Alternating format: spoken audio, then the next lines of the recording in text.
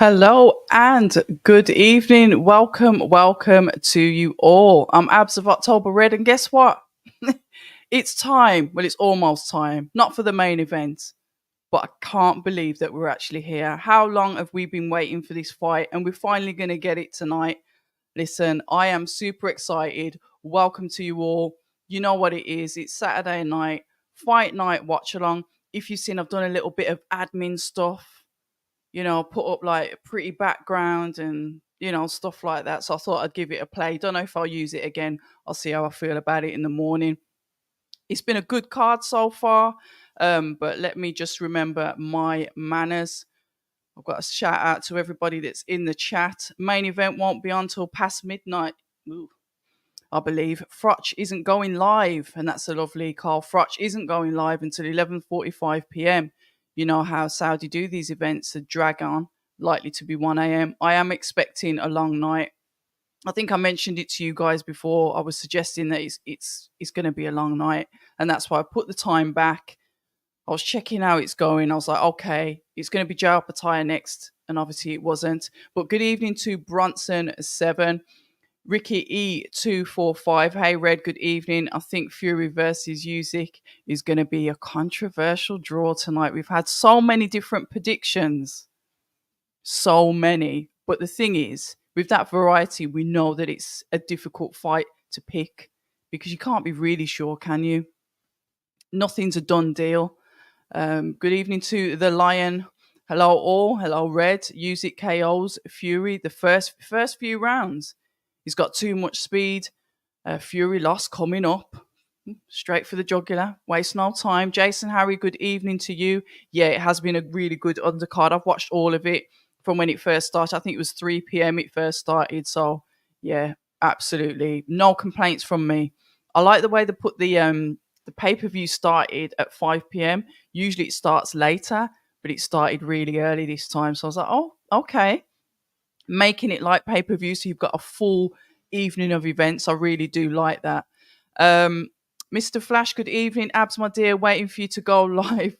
Sorry, UK fans. I'm going to be a thorn tonight. Team Music. I want to see how he will dominate Fury. And I've said, listen, it's good. You pick whatever side you like. It's up to you. We haven't got a fallout over it. We're all grown adults. I don't do I hate you because you're not backing whoever. That's pathetic. Do you think they care about what we think? As long as they're getting paid, they're nice. So we can pick a side and we can have fun with it. But like I said, there's no need to be childish. But in golf, how you doing? How's it going, Red? It's all good. All the better for seeing you guys tonight. Anyway, I was expecting. It makes me laugh. I was expecting to be complaining a lot today based on earlier cards in Saudi, but happy to say that the card has been excellent so far and no long waits between fights. You know what, in golf, I was really worried about that because I thought, okay, it's gone really quickly. Are they going to like pause it and then between Jay Opetaia, Marius Briedis, are we going to have like an hour in between? Do you remember what happened last time? So we could be here for an hour with nothing. I'm prepared for it.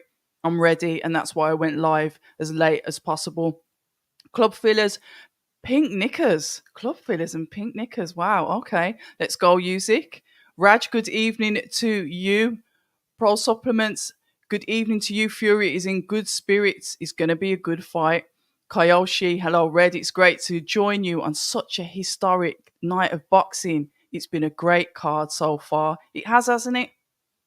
No complaints. Absolutely no complaints. You remember when they first announced this card and everyone was whinging, as they do? We're not having that now. So I'm kind of happy with it. Guys, you know what I like? I do like some feedback, so let me know what you think about the new layout. I get it, you might need a couple of weeks to get used to it, but let me know what you think. I'm just trying to change it up, trying to keep it different, try to keep it moving. I get a bit bored and stagnant when things just stay the same, so your feedback's always appreciated. We are about to start the fight with Joe Cordina and Cacace, and I do like Cacace as well. But they're more or less writing him off, and we can talk about what they've done with certain fights earlier on the card as well. We can discuss that as we go on. Use it by stoppage from Mr. Flash or 12-round boxing lesson. Either way, the cat is taking all the belts tonight. We love it. Matty Howard, good evening. Shout out to you. Uh, I'm in and out tonight. Like, yeah, I get it. Listen, there's about 5,000 watch alongs on. I'm happy that you're here. Some of you are going to want to watch the fight without me rattling on in the background. It is what it is. But for those that don't mind me rattling on in the background, welcome. You're all welcome here. In golf, crossing fingers that they have learned. If there's a 2 out, yeah, it's tough. Yeah, it's one of them. But I can now jump out of this and put the ads on for an hour, so it doesn't bother me. Good evening to Raul. It's nice to see you guys in the chat as well. It's nice to know that I've got a few viewers, that we've got a large community building, and it's not just in the UK, it's all over the place. So if you're not in the UK, it's nice to have you here as well as it is our UK brethren. So yeah, no complaints from me at all. Raul. Zach Katz, new member, thank you very much for joining the members team. I really appreciate that. I'm going to have to send you guys out some T-shirts or some merch. I'm having a look at some bits and bobs now, but I'll keep you in the loop with what I'm going to be doing with that. How do you think this fight goes? Cacace seems to be written off, but he's quite a good fighter. But we'll see. We know what Joe Cordina can do. We saw him when he won the belt, trained by Tony Sims out of the Matchroom gym. So let's see what happens with this one.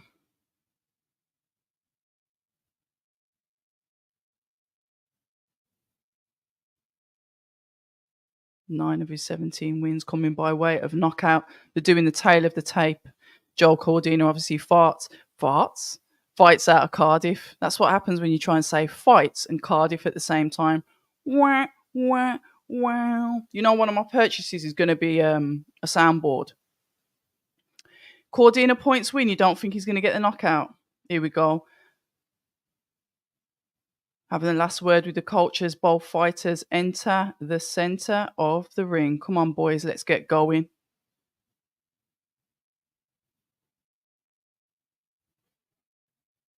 Let's have a look. Joel Cordina looking keen, anxious, as is Cacace. This could be quite good. I think this might be a good fight. I'm excited for it. Right, fighters back to their respective corners as the teams exit. This is when you know this is real.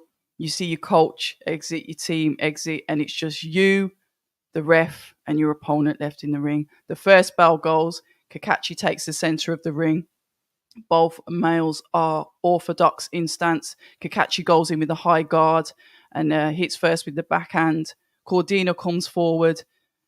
Not really a battle for the center of the ring, but Cordina comes through with a 1-2-3. The 3 ending as a body shot. Cacace comes back with a 2 and a 3 landing his own body shot on Joe Cordina. 1-2 coming in from Cacace once again. I'm just looking at their different styles. The guard. Cordina's got quite, fast, stiff hands. So when he lands the shots, they're really meaningful. As if when you look at Cacace's, they look lighter. They look like they're lighter shots. The jab comes out from Cacace. Cordina goes to throw the second hand, just skimming the face. Cacace comes in with the 1-2, and Cordina counters with his own 1.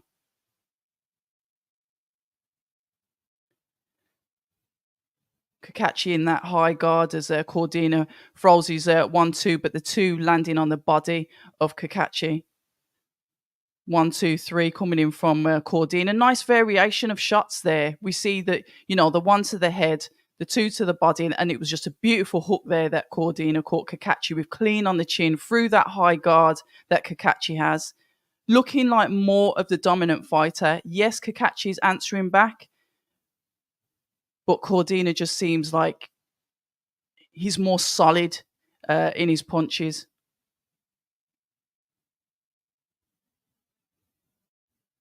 As we know, out of Wales, we had Lauren Price take the belts off Jessica McCaskill just a week ago, putting Wales on the map, these fighters. And it's really nice to see as Cordina lands, which looks like a brutal body shot on the body of Cacace on his left side as he moves backward, but comes back and throws out his 1-2-3. I don't think he liked that shot that landed from Cordina.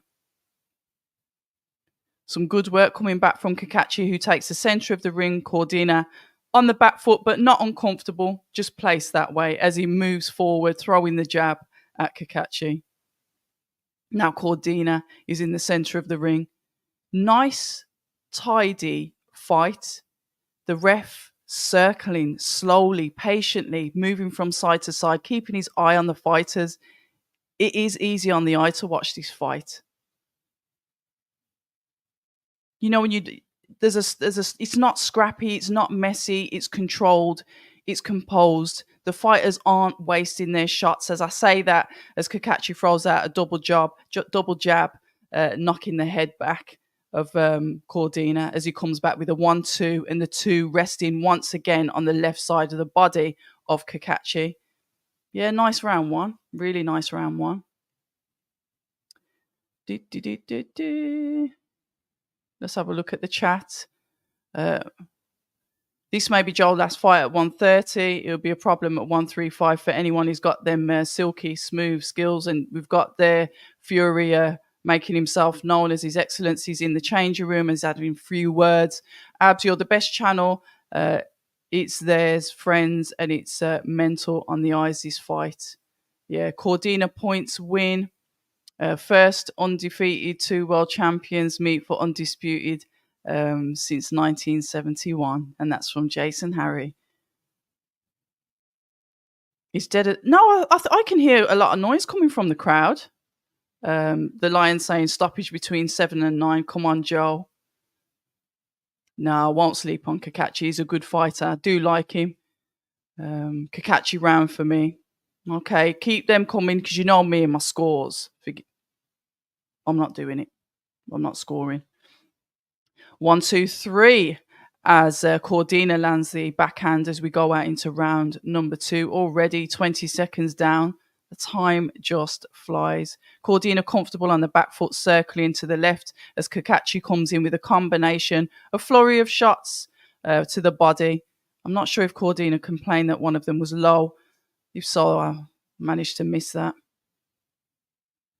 There we go. Cordina edging forward and almost like he's waiting for Cacace to come in so he can counter him. Cacace now on the back foot as Cordina walks forward, throwing out that jab, but not like a range finding jab, like a proper, stiff jab. Cacace now on the back foot as Cordina hands low, one by the chin and one down by the waistband, as he seems to be getting more comfortable already in round 2 as he edges forward to Cacace. Cacace seems to be mindful of what's going to come back from Cordina, but he's not afraid to throw his own back as well. Yeah, Cordina, you can see now the guard has practically dropped and he's comfortable to go inside and let off his combinations of shots. Cacace comes back and answers, throwing his own flurry, overhand right, uppercut on the inside, and this is all the work coming from Cacace to Cordina. 1-2, working the variation of shots to the body also, double jab, uppercuts coming back in from Cordina, both males throwing out the jab. Cordina adds to that and jabs again as Cacace moves to the right to get out of the way, maybe compose himself for what he can throw back as he walks forward and does exactly that, throws back, but Cordina's ready with the counters and comes back and throws his own 1-2, finishing once again on the body. Some real good work coming in from these guys. It just on the eye, and obviously I'm not there, I'm not taking shots, I'm nowhere near it. I'm in my living room talking to you. It just looks like Cordina looks like the stronger, like his shots are more meaningful. It could be to go with what Matty Howard said. He's probably naturally suited at a heavier weight, as we know this is a 130 pound match, world title fight. 10 seconds left in round number 2 of 10. A good fight to watch so far. Seeing some technique coming in from both of them. Headlocks included as the ref separates the two and the bell goes. Tidy. Very, very tidy.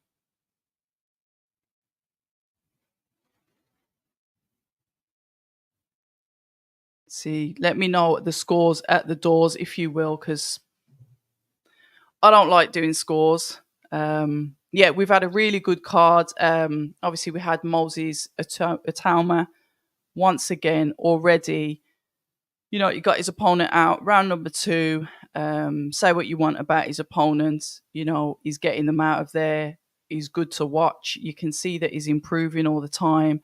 And now I believe he's at the WBO Intercontinental belt that he's got. So I've tweeted it, X'd it, however you want to call it. I put it out there that he's going to now start to pop up the rankings. I think his box rec, don't ask me for the formula, and I don't usually look at that, but that was the first one that came up. It looks like he's possibly at number 11, so he's not doing too bad. Here we go. We're going into round number 3 between Cordina and Cacace. Both men looks like they're taking the bets on. They're both in the center of the ring, both throwing out the jab. Inside work here. The ref keeps an eye. Overhand rights going in from the bottom of both of them. The ref's letting them fight it out. I like when they do that. Work out of the clinch. You haven't got to keep separating them. Let them work inside. As Cacace dips in and throws a couple of body shots to the right-hand side of Cordina and starts to pick Joe off with a nice 1-2, the jab, the 1-2. Pushes Joe back. He's starting to catch Joe with a few shots now. Joe's shaking his head like, nah, it ain't working. But he's picking him off. Real good punch selection from Cacace. Cacace donning the red and black shorts. Cordina donning the white and blue. And Cordina's like throwing his own shots back now. The hooks as Cacace slips and dives underneath. Both men are now in the clinch. Whoa! Was that after the... I think the ref separated them, and I think Cacace landed a hook. He's going to get told off for that.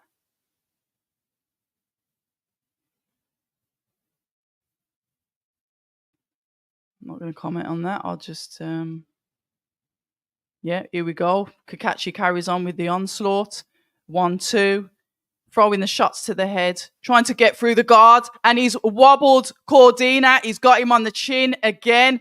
Cacace's going in, moving forward. Cordina is on the ropes. Cacace clinches him. Cordina hits him to the body. Oh, God, this is great. I said that about Cacace. Cacace attacking the body, going in for uppercuts, throwing in that overhand, attacking the body once again. The activity coming out from Cacace. Keep calm, keep composed. You don't want to burn yourself out because remember, Cordina has got that equalizing shot. You've got to know that he's going to come back with a counter. But the flurry of shots and Cordina is down. We've started already, guys. Cacace has took down Cordina. The count is going. Ho-hoi! Ah! Woo! Cacace's just looking at him like he's hungry. He wants to get in there. Cordina holding on for dear life. He goes down to the floor from a push. Let's have a look. Cacace goes in, smells blood. 1-2. Throws the shots to the head. All Cordina's doing is talking up. How much more is the ref going to let him take? Cordina launches into Cacace and holds him round the waist as the ref separates the two. I think I'm spitting everywhere. Cacace's going in for the kill. We have got 10 seconds. He's quite lucky. If he doesn't stop him now, he's got that minute to recover. I'm telling you now, I'm surprised that ref, Cordina, is not throwing anything back. Cacace just throws the 2 uppercuts in as he walks away. The round is over.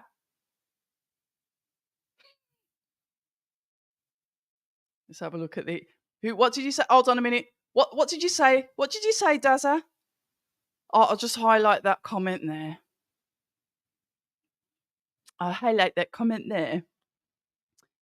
Cacace rounds for me. Yep, it's all coming in now. Zach, my God. What is going on? Cacace's a good fighter. Cordina's done. Well, he's got this recovery now. Let's see how he comes back after recovery. Yeah, his coach is telling him, you got to move your head. One thing I will say is sometimes the defense isn't the best. That counter that came back. Did you see that on the replay? Cordina threw the shot. Cacace came straight back in with the counter. No protection. Expecting the counter of the counter.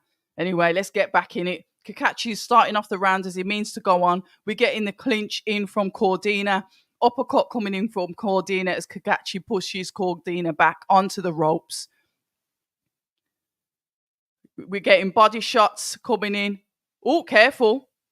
Cordina caught him with a nice one then, which forces Cacace to clinch Cordina. The ref separates the two.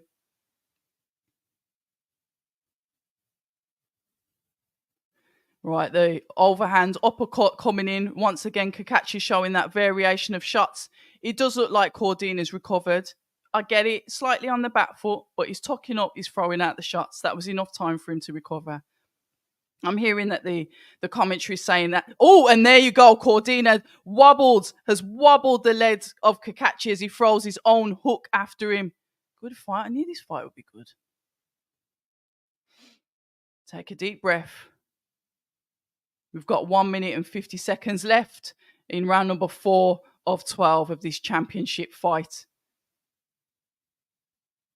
I think the commentary was saying that the reason why they think that Cordina had that is because of that shot after the ref had obviously separated and hadn't told the guys that they could go again. So they're using that as the reason. Their rationale of why Cacace had that advantage there and managed to knock Cordina down. Watch the hits at the back of the head. All careful, that was a low blow. 1-2 coming in from Cacace. The ref tells him to keep his hands up. Keep your hands up, boys. The ref taking a real close look in here. Cordina firing out the jab. Cacace throwing out the 1-2 himself. Cordina coming forward, slipping the shot of Cacace. Body shots coming in from Cordina.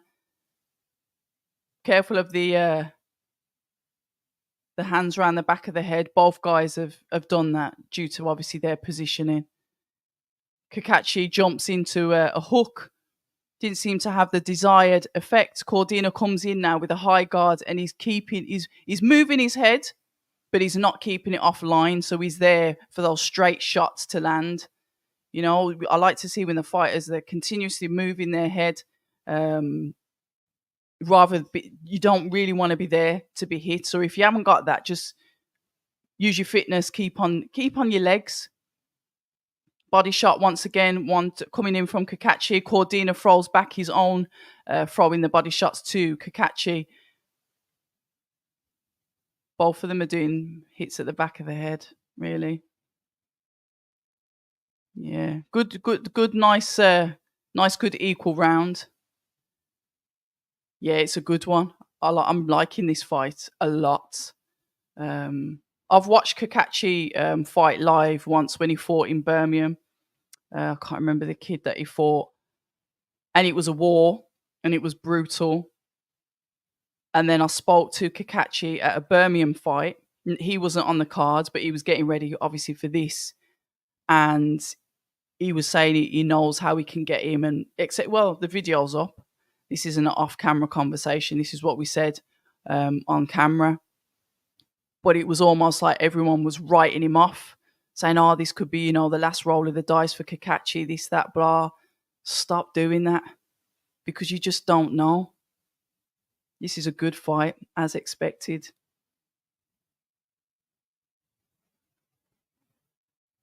Right, round 5 already. It looks like the place is filling up quite nicely as well. But they've got more comfortable seats than we have at Wembley. Right, here we go. Once again, Cacace throws out the jab. 1, 2, 3, ending with the body shot. The jab comes and hits the head back of Cordina. Cordina is pushing forward, throwing his own jab as well, forcing Cacace back. He marches in forward. The ref separates the two. High guard now from Cordina. Cacace sort of like looking for the same shots. You know that he's possibly going to finish on a body shot. He does the 1, 2, 3, and the 3 tends to be that body shot. Some good IQ, slipping shots. There's a couple of hooks that have been missed by both boys.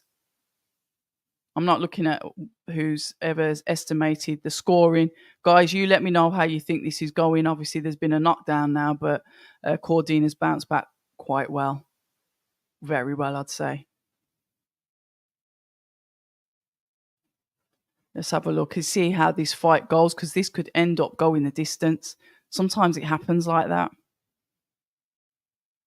Both men once again in the clinch inside, but the ref's not letting them work it out now. He's separating the two. High guard, both men, center of the ring. Uppercut coming in from Cacace. Cordina counters with his own uppercut. Body shot coming in. Both men in the clinch. Hooks coming in. Uppercuts coming in from Cacace. 1-2. Uppercut.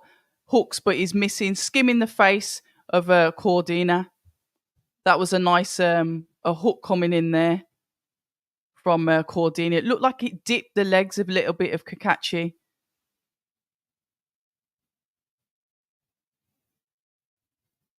1-2. The commentary still going on about, obviously, the hook that Cordina landed that Cacace landed on Cordina is the reason why he suffered that knockdown. Quite Cacace's quite spiteful in this fight, isn't he? It's almost like they actually don't like each other. Whose gum shield's out? Somebody's gum shield out. Cordina's gum shield's out. As he has a drink of water. Let's have a look. Second gum shield now in. I didn't count the seconds for that delay. We've got 30 seconds left in round number 5 of 12. Both men straight into the center of the ring, throwing the body shots. Lovely overhands coming in from Cordina as he ties up the hands of Cacace. Uppercuts coming in from Cacace, overhands coming in from Cacace. Double jabs coming in, uppercut. Body shots in from Cacace. He throws out a jab, misses it. Cordina throws out his own. Cacace slips it. Ref separates the two.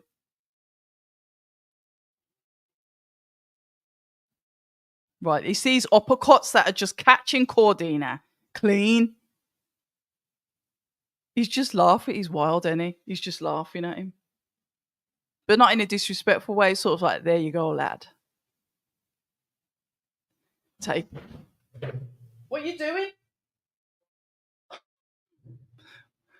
He's like jumping down the stairs. Sorry about that. Take a knee. Nah, he's not going to take a knee, is he? Unreal. He was unreal.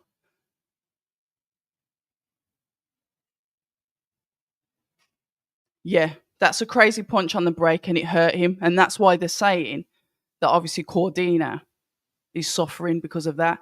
That's what the commentaries are working on.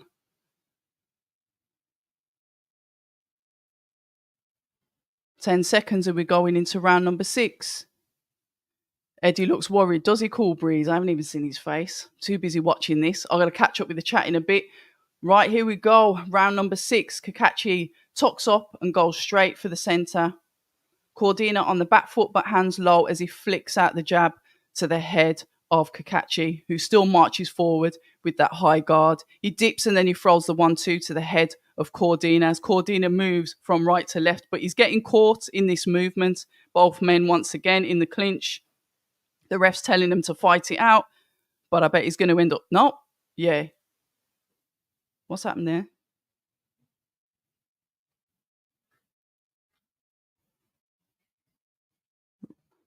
Right, here we go. Both men inside, fighting inside. We're having overhands, we're having body shots. Everything is happening here. Excitement from both of these two, toe to toe. But boxing, it's not scrappy. It's a very neat, tidy, composed fight. And it's a fight that's enjoyable to watch. Say what you see as that overhand comes in from Cordina on the chin of Cacace and he throws his own back, trying to land the uppercut, getting those hooks in. I think this might go the distance now. As Cordina throws a couple of nice shots, couple of nice hooks. Cacace throws his own counters back, hook to the face of Cordina as he tucks up. This is what you don't want.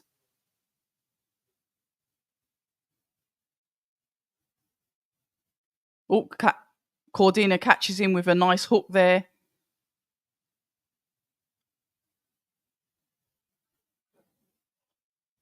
Jab coming in from Cordina. Uppercuts coming in from Cacace to the face of Cordina. Cordina's throwing back his own shots. Uppercuts, overhands, hooks. This is getting good on the inside. Really good work as Cordina just gives him a little slap as the referee separates the two. The body shots coming in from both of these guys. They're really putting in the work. We have got 40 seconds left of round number 6 of 12. And I think this actually, I don't know, let me know your thoughts. I think this could go the distance. 1-2 coming in from Cacace as Cordina is back on the ropes, lands a body shot there just on the belt line. Wow. Those hooks that are coming in from Cacace landing on the ear of Cordina. Brutal shots. As he throws out those jabs, he goes again in from that attack. There's nothing, once again, coming back in from Cordina. We are not, and yet again, saved by the bell. Oh my gosh.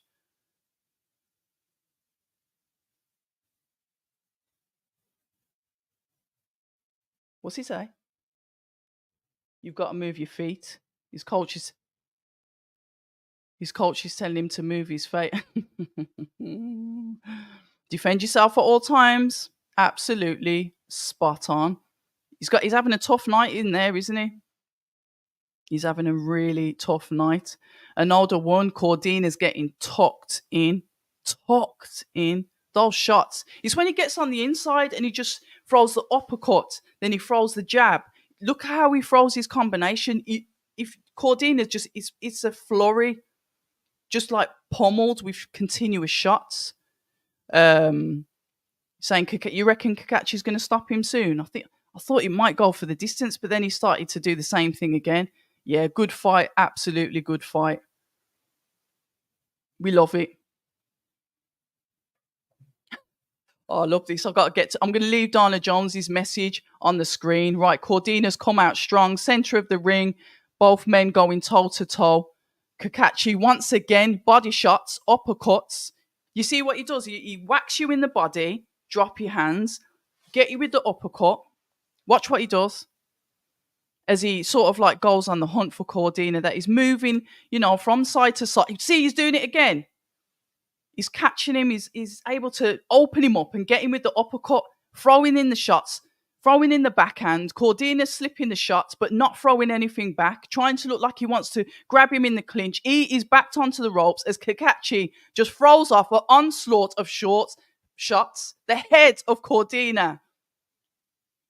He's got to start answering. He's got to start throwing something back. The referee separates the two. And once again, Cacace comes in. Cordina hits him with one counter shot, two counter shots as Cacace marks the head of Cordina with his jab hand to literally go in for the kill once again, tucking in those uppercuts. Cordina's answering, but not as much as he should. The ref will get involved in this and separate the two. 1 minute 41 left in round number 7. Cacace throwing out that hand as like a marker, using that shoulder there as a guide to keep his own chin protected as he catches Cordina once again, clinches the arm of Cordina so he can't necessarily throw anything back. I wonder if he's squeezing at his arm as he body shots. Look at these combinations that he's throwing in. Cordina's answering, but not with the flurry that's coming at him by Cacace. He's literally throwing back one.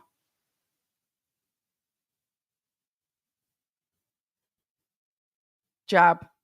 This is Cacace. Cordina on the ropes, literally leaning forward.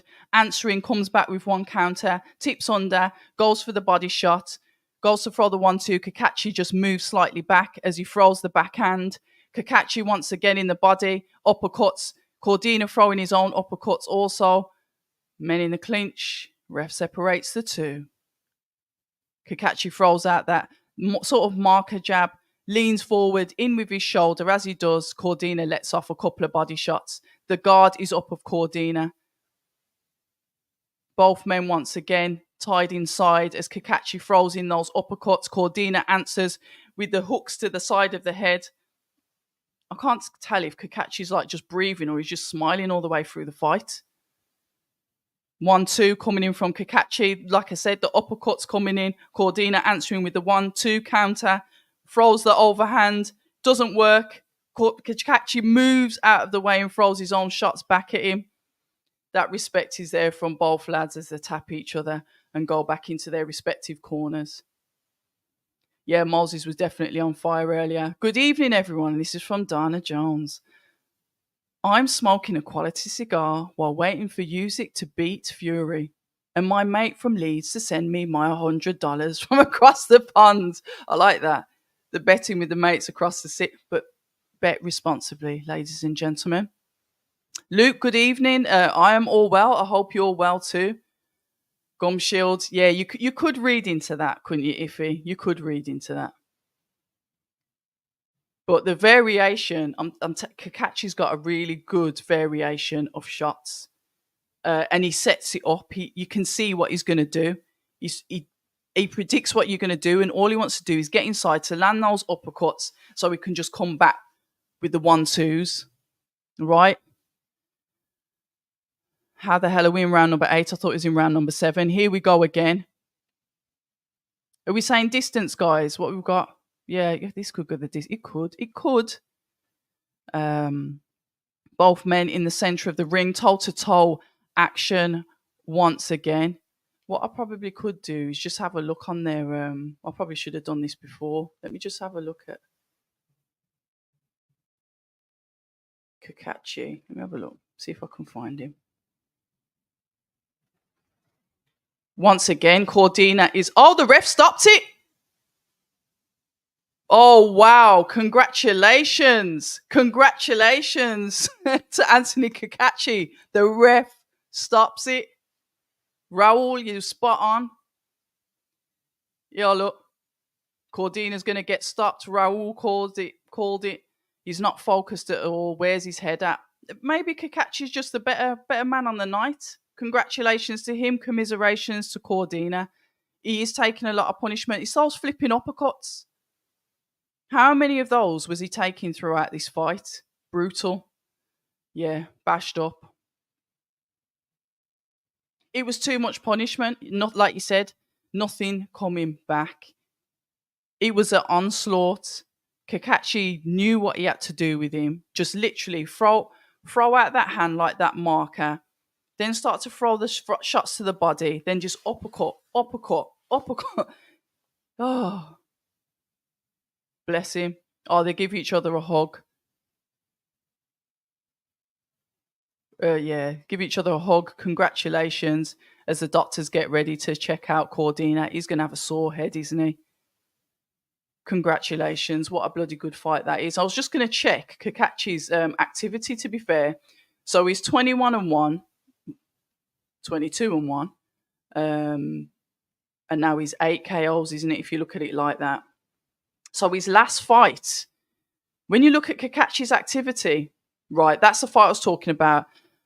28th of August, 2021 in Birmingham. He fought Leon Woodstock at Utility Arena in Birmingham. And that's the fight that I watched. And I thought, oh my gosh, 2021. This is the third fight he's had since then. He last fought the 24th of September, 2022. Then after that, the 27th of May, 2023. Really inactive. But he still manages to come in and put on this performance. Absolute congratulations. So now we've got Joel Cordina that's 17-2.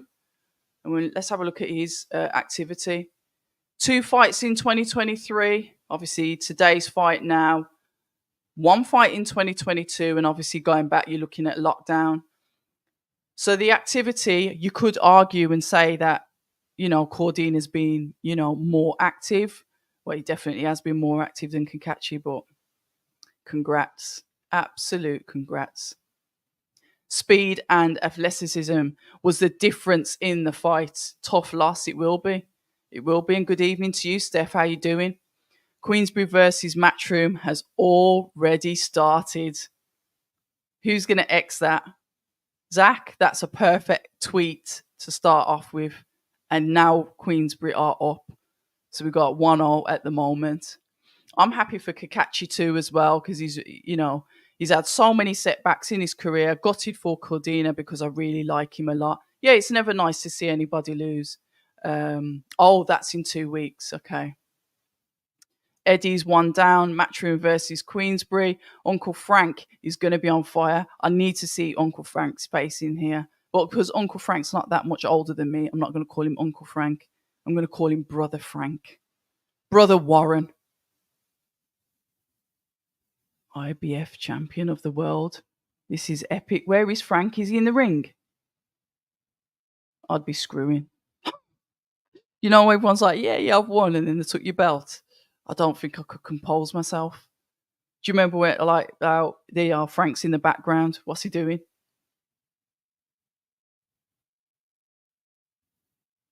Oh, I need to see Brother Frank's face.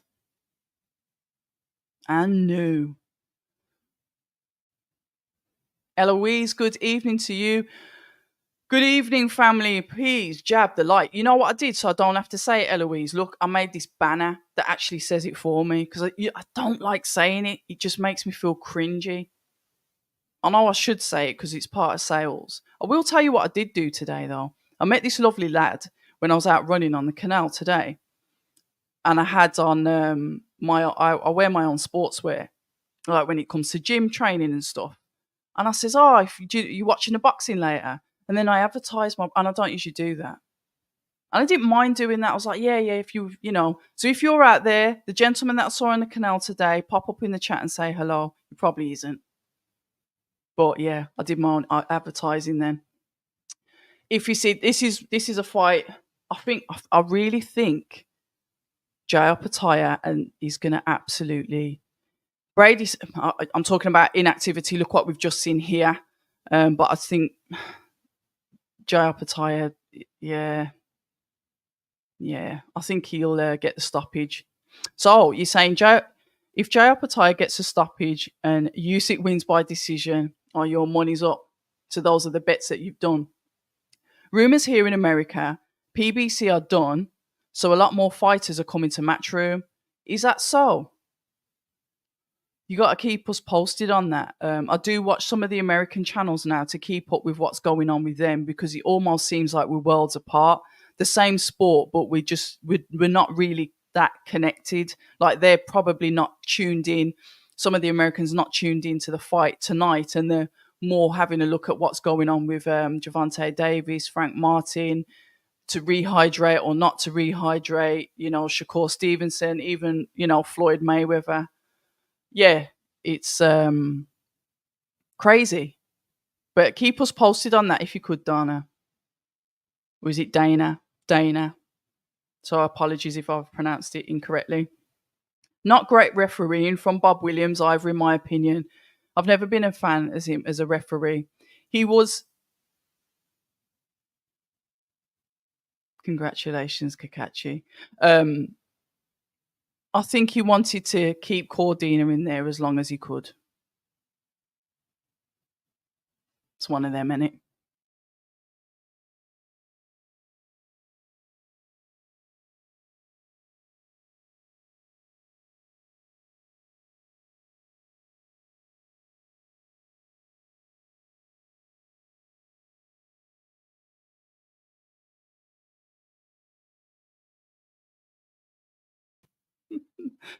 Apologies. I was messing around with the buttons and then I flicked off the screen. I do that all the time. Right, let's have a look. Right, Opetaia is next. Looking forward to this revenge match. I think he'll stop Briedis. Well, I did say 7-9. You did indeed, Lion. He ran up to the side of the ring. Is that Brother Frank? Bless him. Frank's looking really young these days, though. Brother Frank. So if he's saying Opetaia for the stoppage, but won't be surprised if Briedis catches him again. Well, if anybody knows how to catch Jay Opetaia, it's going to be Briedis, isn't it? So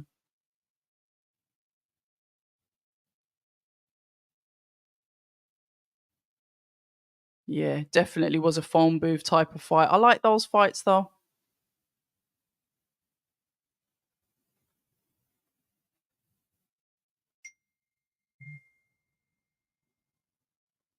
Yeah, he was a big underdog. They were writing him off. They were literally saying this is the last roll of the dice for Cacace, which is naughty.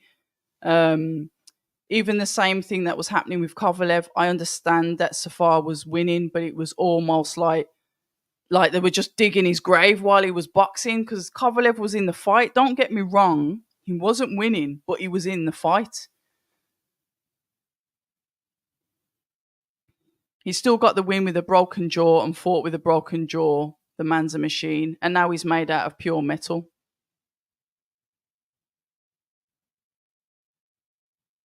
Opetaia is definitely exciting to watch. In quality boxing matches, you're not supposed to see the ref. Fair point. Right, and fair enough. If he decides, what? How old is he? 40, 41. If he retires, that's fine, isn't it? He retires, that's fine. He's yeah. But they were saying he's done, like practically all the way through the fight, and he was in the fight.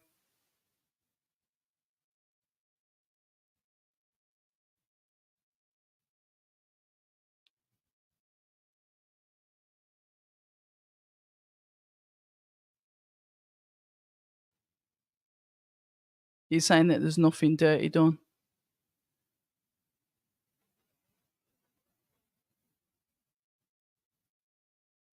Bless him. The ref too slow for lighter weights. Why do you think he's too slow for the lighter weights? What are you trying to say, Lion? Unified super featherweight champion.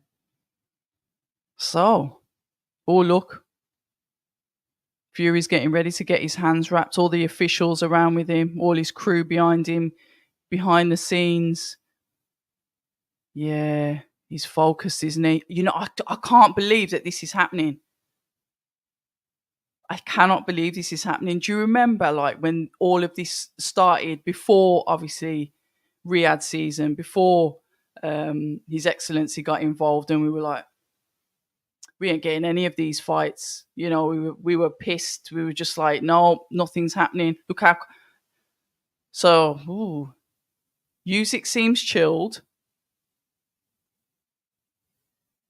and Fury seems zoned in. And I said that at the press conference.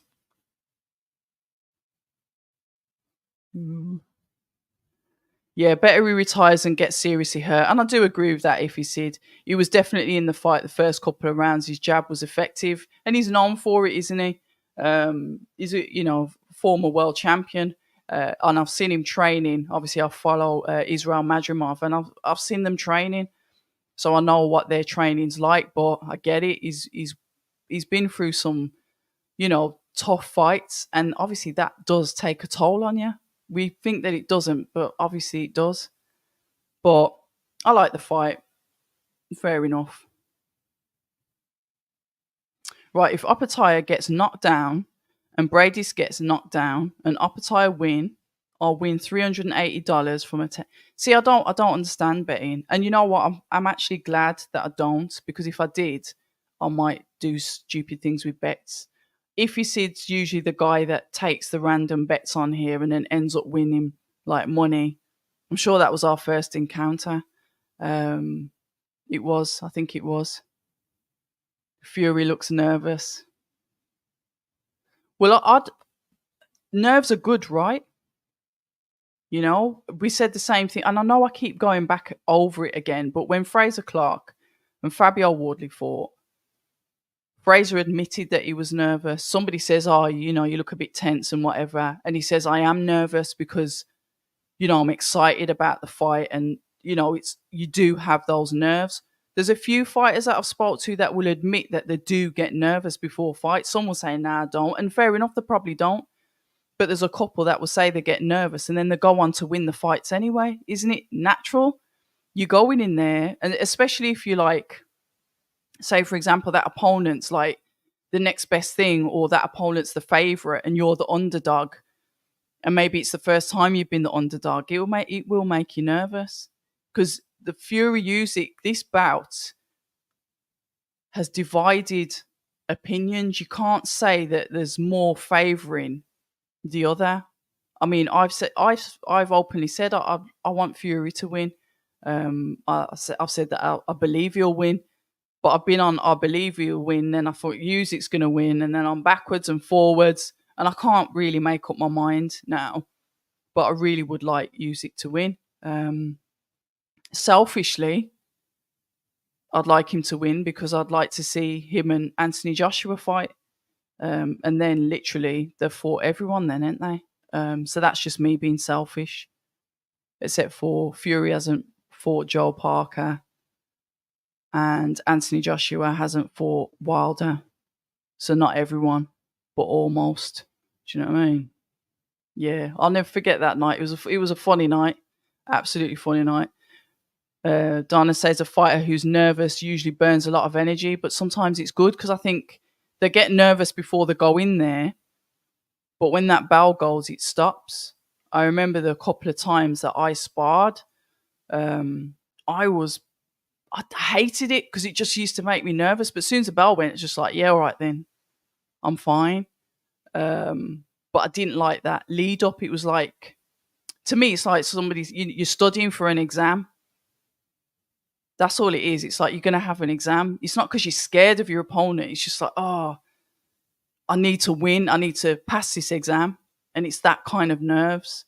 That's the only way I can describe it. Obviously, the professional fighters or the elite amateurs, the amateurs will describe it as something different. But that's how it was for me. It just felt like a test. Like when somebody's like you're going to sprint, you're going to race. You get those butterflies before you start the sprint. It's weird. But yeah, that's my version. But what the hell do I know? If you've just joined us on Abs of October Red, we are here for the live watch along for the undisputed bout between Tyson Fury and Alexander Usyk. What a lead up we've had all week. It's been exciting, but I do feel for the fighters. It's been a strenuous week of them constantly talking, repeating themselves. But us that are over here that are not there, and myself that's obviously involved in media, it's been very informative. We've had loads of information come back from the fighters, but they must be exhausted now. I bet most of them just can't wait. Well, happy that they're here fight night, and then obviously tomorrow they're going home. Isn't it crazy that we just don't know what the fate is for tomorrow? We just don't know what it is. We can guess, and some of us might guess it and guess it right and predict it right. But in the scheme of things, we just don't know. I like that. And that's the exciting thing about boxing. Toby Ringel Bartlett, good evening to you. I'm all good. I hope you're all good as well. In Fury's case, if you said he may not mentally recovered from the Ngannou fight. Fair. So he might be more hesitant than usual. And that's another thing as well, because when you get chopped, you are weary. Antonio Mace, I don't think I've seen you before, so welcome, good evening to you. What if we get a KO or a stoppage in this fight? Is it possible? Yeah, I don't think it's going to go to points, but maybe that's me wishful thinking. Guys in the chat, can you answer Antonio? And it's a valid question. What if we get a KO or a stoppage in this fight? Is it possible? I think it is, and that's what I want to happen because I'm greedy and I like to see those things, especially at heavyweights. No, Toby Ringel Bartlett. No, Ringels. You're on punishment. You're on timeout. Timeout this week. Tony Sims having a bad night. Felix Cash left him. So did Richards. Conor Benn suspended again. Cordina lost. Bad day in the office. Yeah, it's tough. It's tough. It's snakes and ladders, isn't it? Sometimes you're on top of the world and everything's going swimmingly beautiful. And then sometimes it isn't. It's just the way it is. Oh, look, Vladimir Klitschko's looking lean. I believe Usyk can open up that cut. And the thing is, the reason why I agree with you on that, Iffy, is because Usyk flicks. He flicks out the jab, doesn't he? Flick, flick, flick. You'll see his rhythm. Flick, flick, flick, flick, flick, flick. Backhand. He'll just flick and move. So yeah, with those flicking, like stinging shots, yeah, 100%. Jay says Tyson's never nervous, always confident. Good evening to you, Jay. Well, even if he is nervous, it's not the end of the world, is it? I don't know if he's nervous because obviously I'm not there. Bloodlust Boxing, good evening. Respect to you as well. What do you think about how the Cordina fight went?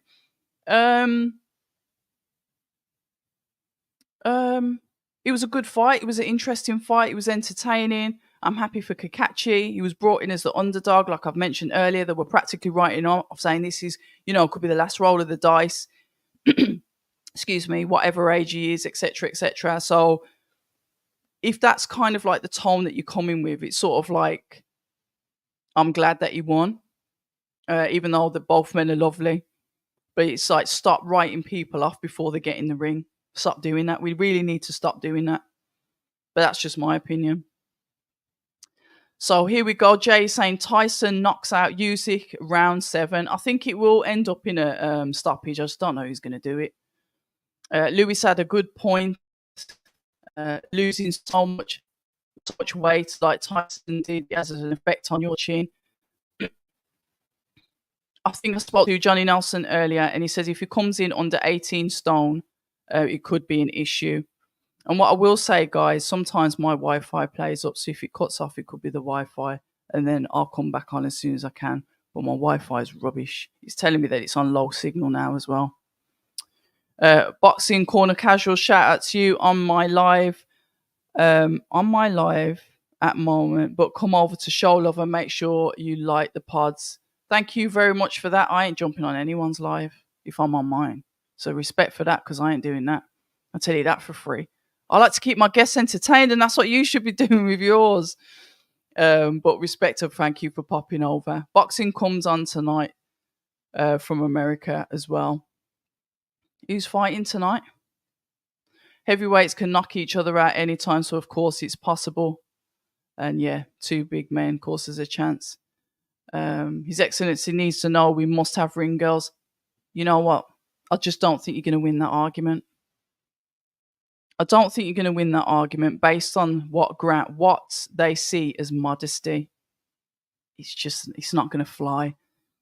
Look, we're getting great fights. You can't have everything. Stop being greedy. I need to call you Toby Greedy Belly Bartlett now, don't I? Toby Ring Greedy Belly Girls Bartlett. It's a bit of a mouthful. Let's have a look. We try and get up to date with this chat before this fight starts. Opetaia, Marius, Briedis. Yeah, they're getting ready. Right, so here we go. Let me have the tail of the tape. 28. It's flipping hell. 39. Marius Briedis is 39. 2015 to 2009 for the debut. 24-0. 19 of those are KOs. 28-2. And 20 of those are KOs. 102 rounds boxed, was it? So we've got...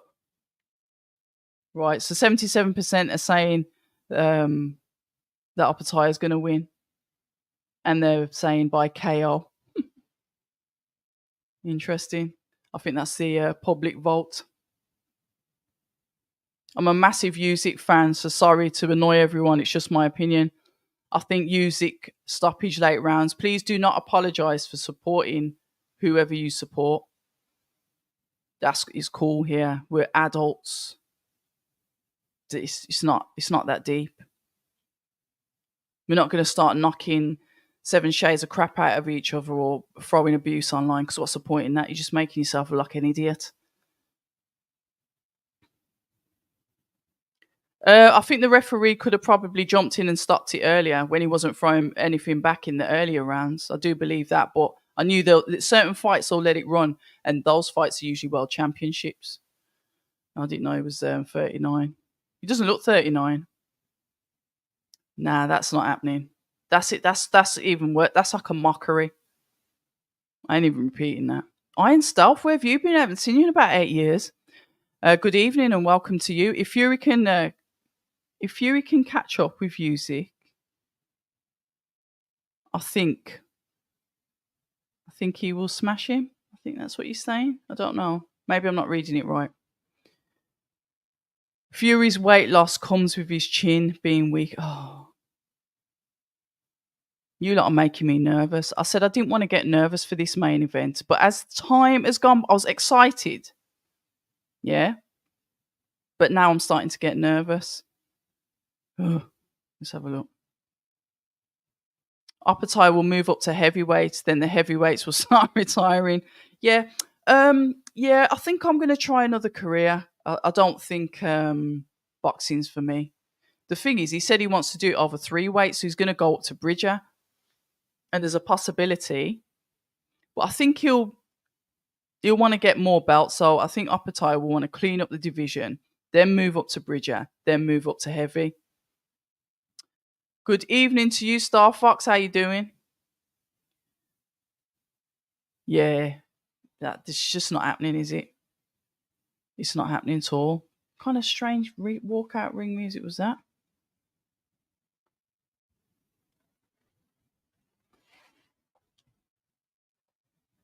Smoothie. It's my dinner. How exciting. Jay Opetaia's making his ring walk now.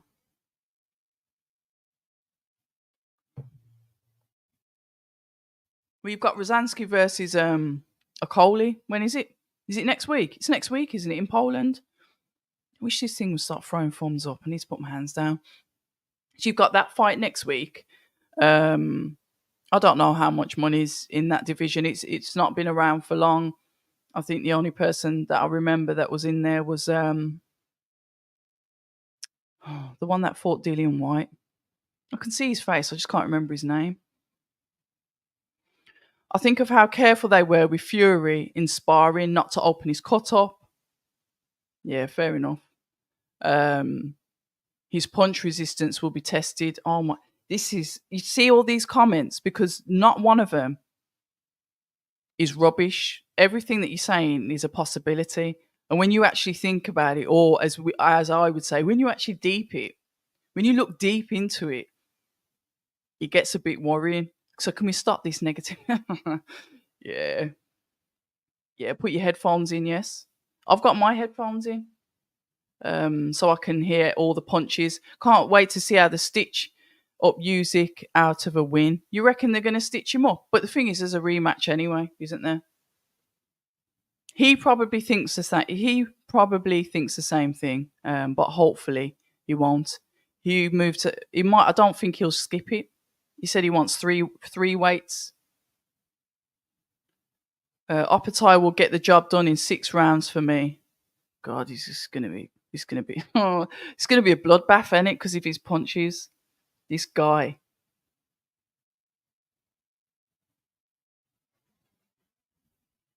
Oh my God. Lord English Gent. What a lovely name. Let's go. We like that. Lord English Gent. Good evening to you. Oh, I remember you. I think you've been on here before. Lovely to see you and welcome back. Flash is saying I see Fury getting his ears boxed off tonight. The past 7 months show all the hype jobs getting exposed. Usyk and AJ are the true elites, apologies, in the division. Resume and performance with common opponents as a factor.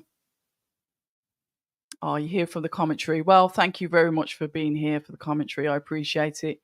They are just announcing the fighters, giving the credits to obviously the promotional companies and the General Entertainment Authority based on the King and His Excellency Turki Al Sheikh. Yeah, Opetaia is definitely exciting to watch. It's just going to be a bloodbath, isn't it?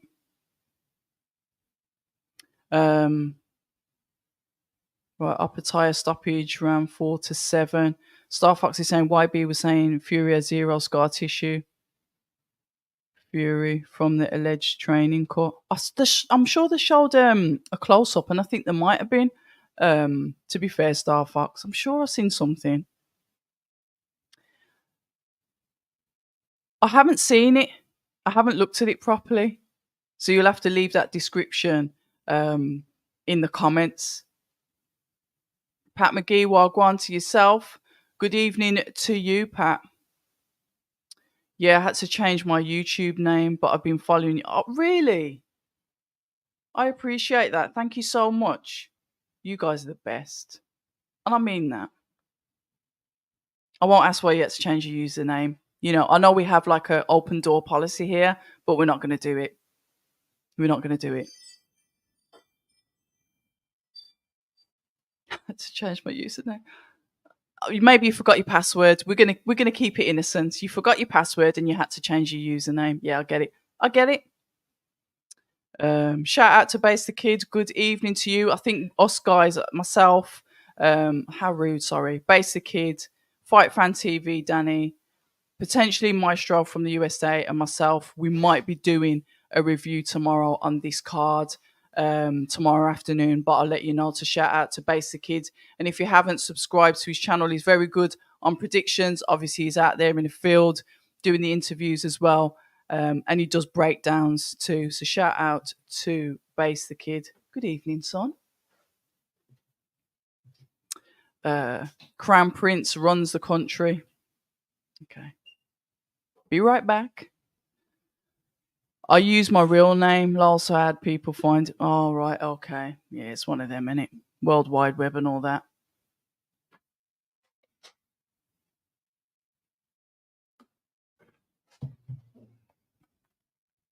Social media. No.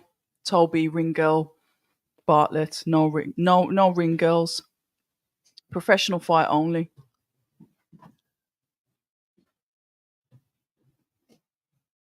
Not that the ring girls aren't professional. They're lovely, aren't they? Here we go. Both of them in the centre of the ring. I wonder if they get flashbacks. That's what I would have spoken to them about.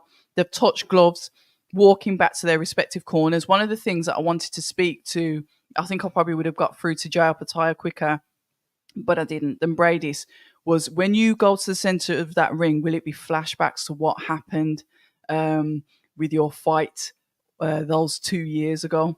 Here we go, round one. Round one, Opetaia straight in, bouncing as he does, bouncing, both men bouncing. Opetaia in his southpaw stance. We've got Marius Briedis in in his orthodox, but looks slightly uncomfortable already on the back foot, parrying away or looking to parry away the jab that's going to come out from Opetaia. We've got Briedis circling around to the left on the outside as Jai Opetaia, who looks quite big actually compared to Briedis, confident on the front foot. Literally just feeling each other out. A 1-2 thrown by Briedis, and it misses, skims the chest of, thrown by Opetaia and missed the chest of Briedis.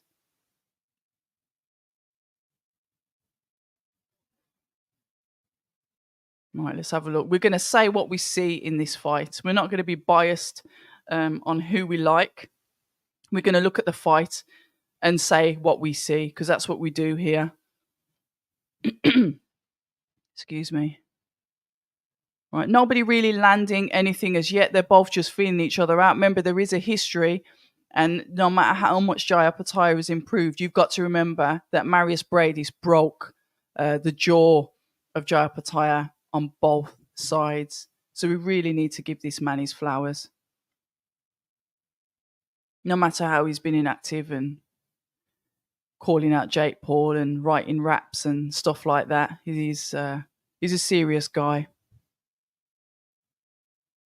Nothing really landed from guys yet. This round seems to be very cagey, but I get it. When you get to this level, it is more of a cagey fight. But saying that, Opetaia lands the backhand to the belly.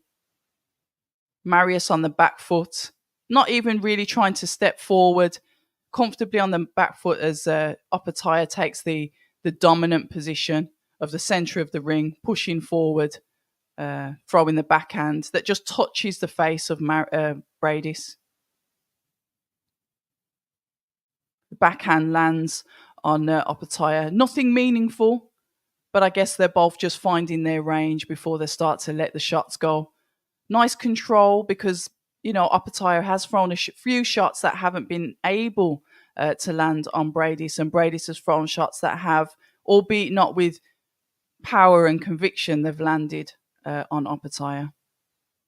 So let's see how this goes. 20 seconds left. Bit of fencing, bit of caginess.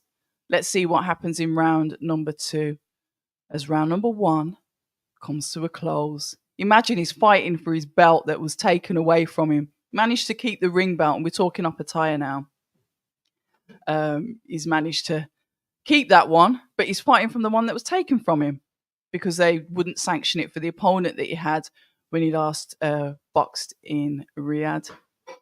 So a cagey first round from both gentlemen. So let's have a look. Let's catch up with this chat.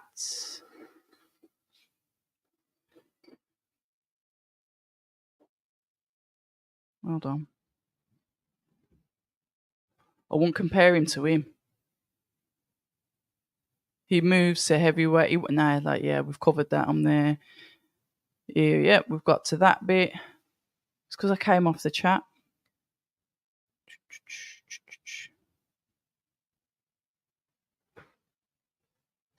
Yeah, that's what I said. Opetaia looks big. Listening to bass. Big you up right now. You're muted, but I can lip read lies except for if you're cussing me. Yeah, it's all right. Take your pick. Right, here we go. Back to it again. Once again, Jai Opetaia takes the centre of the ring as Marius Briedis tries to put back and push himself into the centre of the ring, but it's not working. The more larger, the more confident looking fighter is Jai Opetaia. But saying that, Briedis goes in and lands a flurry of shots, and Opetaia comes back with one shot to answer. Like I said, please remember what Briedis did to Opetaia in the first fight. Okay, so don't think he's going to go in there and think that this is just going to be a walk in the park. Briedis is tough and he's a skilled boxer, but saying that,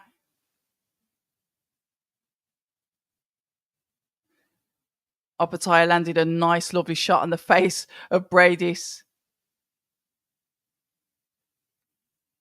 Jab comes out from Opetaia. The reddening on the face of Briedis as he circles, keeps that head moving, keeps that hand up to be able to parry anything that comes through from Opetaia if he's quick enough. Opetaia is throwing in the backhand. 1-2 coming in from Opetaia lands as Briedis just backs into the ropes a little bit, but moves forward. No damage done. He circles, goes under, and goes straight for the jaw. Briedis, that is, throws in an uppercut.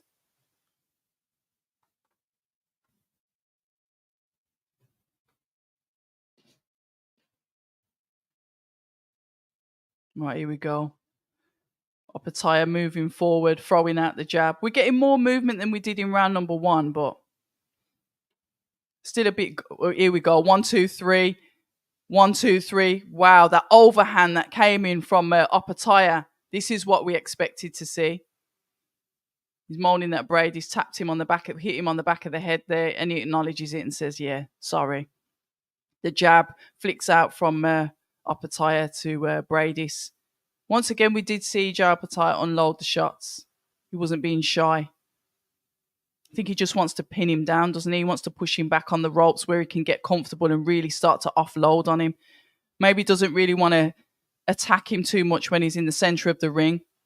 1, 2, 3, and Briedis comes back with a counter. Now, this is where I will look at the cruiserweights. Oh, beautiful shot once again, and that shot landed clean on the jaw of Briedis. You saw his head wobble funny. Little bit backpedaling now. Backhand of Opetaia goes into the head of Briedis. Interesting. We look at the fights that Opetaia has had so far, and this by far has been the most challenging. You can see, the skill that's still in there in Briedis, albeit he's had a bit of time out of the ring, the 2 years. Briedis' last fight was him. That is the only fight he's going to remember. And like I said, you can see that Opetaia knows what he's going in for with this.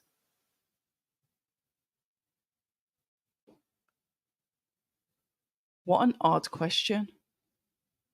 Why you? I see Opetaia moving up to heavyweight, killing everyone. I think he said he wants to do it over the 3 weights. So he wants to go bridger, then heavy, but And he was asked about that. The resemblance to Dutch Ravelli is a yeah, he's a good fight. He always was going to be, wasn't it? Opetaia's caught him with some good shots, though. Right, here we go, round 3. I need to start. I need to see just a little bit more. I get it. Both of them want to survive. Both of them want to win. Um, I'm just, yeah, here we go. They're starting to wake up now. So Briedis is starting to close down the range, throwing in the 1-2 as Opetaia pivots out to the right. Briedis is really good with range. Don't get me wrong, Opetaia's caught him with a good couple of shots, but Briedis is really good with that range. Look at that. Look at the feints coming out from Briedis. That hand, that's that lead hand that's out there and feinting. And so it's able to use as a marker. So Opetaia, when he's throwing the shots, he's throwing short. If he gets inside, we've seen what happens when he gets inside. He took that risk there and throw that backhand, and once again, it's landed clean on the face of Briedis. But I remember watching the first one, and this was happening quite a lot. It was inside work from both of them where the damage occurred. It wasn't because they were boxing at range. But what I will say is the shots that Opetaia are landing, plural, they're more meaningful. But we're looking at 1-2. And once again, Opetaia answers with the 1. Briedis moves back, calls him, tells him to come on. I remember this happening in the first fight as well. 1-2. But Opetaia's just falling a little bit short. If he was landing those clean, it'd be good. But you can see that muscle memory's coming back to Briedis of that last fight. Once again, Opetaia lands that backhand. Briedis lands his own backhand. Opetaia comes back with his own backhand. Jab rolls out from Briedis. Opetaia puts his hand up almost like to blind the view of Briedis. So Briedis can't see what he's going to do, but he's going to dip and he's going to land the backhand, which is what he's just done. Briedis has gone back to the ropes but centered and he's walking forward. Both men in the clinch. Ref separates the two. That fencing hand that Opetaia's got up there as he puts it in front of you. Like I said, it's to distort your vision, isn't it? It's to obscure what you can see because he wants to land that backhand of his, that jab hand. Yeah, he uses it. He uses it quite effectively, but it's the backhand he wants to use. Briedis comes in with a couple of shots to the body. Both men end up in the clinch. Once again, Opetaia complaining about the knocks to the back of the head. Briedis launches in with an overhand right. Both of them quite bouncy on their feet. I do like the styles of these fighters. It's a cagey fight, and I get it. They're both very mindful of each other, but I want to see some of them. I want to see them start to take risks now. These guys, former world champion, they're skilled enough. The greediness inside me wants to see them start to up the gears on each other. I get it. They've got to stay in there. They don't want to get knocked out cold, but I need them to start taking that risk. Please, if you don't agree with me, put it in the comment. You reckon the stoppage is imminent? Opetaia will get him back for breaking his jaw big time.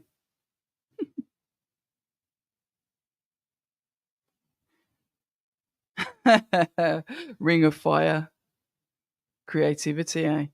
Mr. Flash is saying Jay is sharp, improved activity. Yeah, because he's practicing all the time, isn't there? There's also a bit of WWE going on. Main fight has to start at 11 p.m. Bloody hell. Here we go. I don't even know what round we're in. Oh, round number 4. See, the rounds aren't going as quick as I thought they would be. There we go. This is what we want to see. We want to see them both get inside, start taking those risks. The 1-2 comes back from Opetaia to Briedis. Here we go. Opetaia will now start to move forward because he's on the ropes.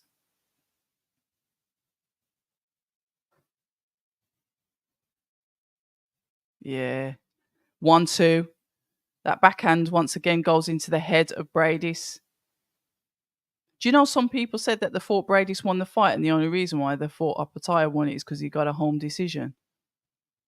If you've watched the fight, let me know what you think. 1-2 comes in from Briedis, both men in the clinch. The jab goes into the stomach of Briedis from Opetaia, flicks out the jab. Both of them, they're fencing. The southpaw versus the orthodox. As Briedis wants to get inside as he throws the backhand, goes in to throw the overhand, but Opetaia uses his levers to block those shots coming through. He throws out the backhand once again. I want to see him use his jab. Use your jab to get inside and really start to attack him. That's what I'd like to see from Opetaia. Like he's too much backhand. I want to see more from that lead hand. Have a look at the fight and tell me what you think, because he's not using that jab hand as much as I think he should be. There we go. He started to throw a bit of an onslaught to Briedis on the ropes, but Briedis moves out the way. He's quite slippery, Briedis is. Like I said, Briedis is throwing out his shots, but they're not as meaningful as the shots coming from Opetaia, who seems to be the stronger fighter. But like I said, don't sleep on what Briedis did to Opetaia the first time round. Here we go. I want to see them more busy. I want to see them start to take risks. I get it. They want to win. Briedis launches in with the 1-2-3. I just need more. The backhand once again coming in from Opetaia as he uses that lead hand to sort of fence away the jab, using it as to fence away that orthodox jab that's coming in from Briedis. But Briedis is doing the same thing. But look at Briedis' movement. He's not bad for a 39-year-old, is he? Opetaia throws a lead uppercut, but it misses the face of Briedis.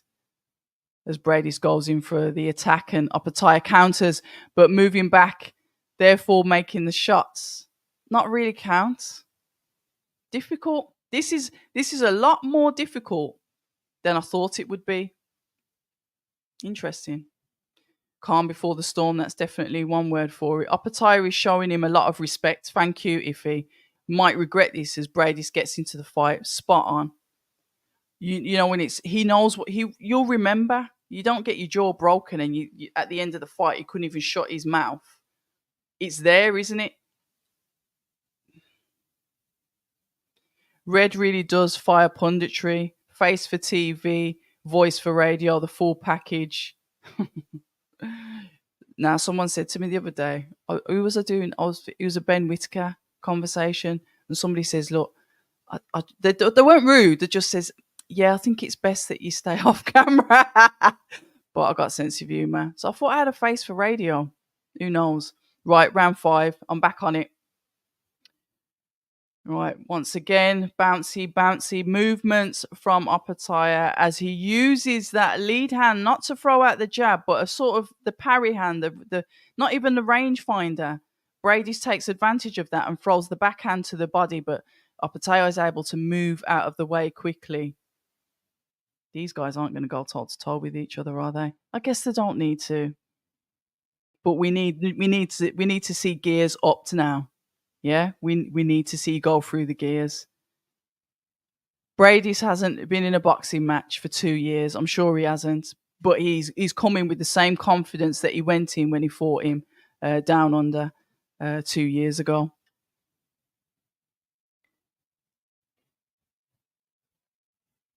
All right, come on.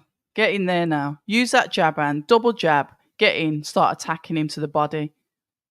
Briedis throws out the 1-2. Opetaia squares up his feet and throws the backhand. Ooh.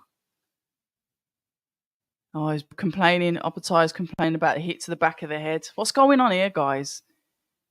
Is he playing possum?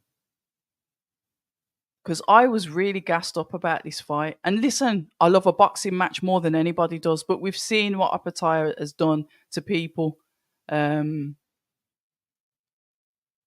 I can't see that he's breaking Briedis down, even though, don't get me wrong, he could be, and I just can't see it.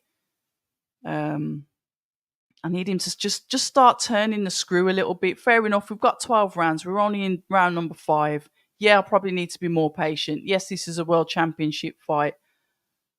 I just want to. Right, here we go. The backhand comes out from Briedis as he throws out the 2 jabs after the backhand leads. This is from the orthodox stance. Backhand comes into the body of Briedis from Opetaia. He's just being a bit cautious, and it's making me slightly impatient, but I need to relax. This is a 12-round fight. Briedis goes in again for the launch. It's like he'll stand there and he'll literally run in towards you with those shots. And I guess that force, that speed is what can cause damage. As once again, he comes in with a backhand and tries to scoop it twice. I'm not really seeing much jab from either of the fighters, if I'm honest. I'm seeing a lot of backhand movement. Once again, Briedis throws in that uppercut, just skims the chin of Jai Opetaia.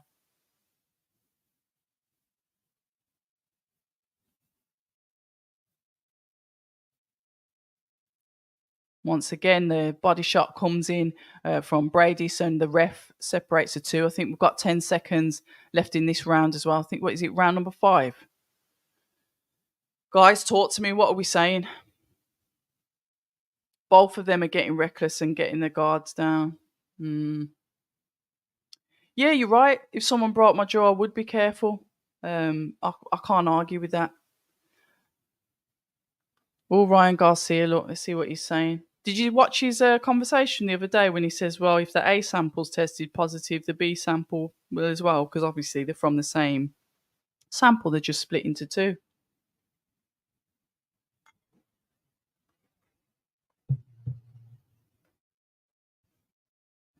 I need to know what the plan is with these 2. I needed to see levels upped with this. I need to see more excitement from this fight because I don't know. I just feel a little bit anticlimactical at the moment. Right, seconds out, round number 6. And you know when the rounds go slower, you know that the fight's not as exciting as it should be. But I get it. Both males are being cautious. They are boxing. I'm not complaining about the boxing. I just want to see just put your foot on the gas just a little bit. There we go. That was better. There we go. Inside action from both of them. Briedis just moves out the way as Opetaia looks like he wants to go on the attack. As he is, he throws the 1-2. We're starting to see him there push Briedis back onto the ropes. There we go. Backhand lands clean on the face of Briedis. There we go. Briedis throws that sweeping uppercut once again. Looks like there's blood coming from the nose of Briedis maybe, or is it just reddening?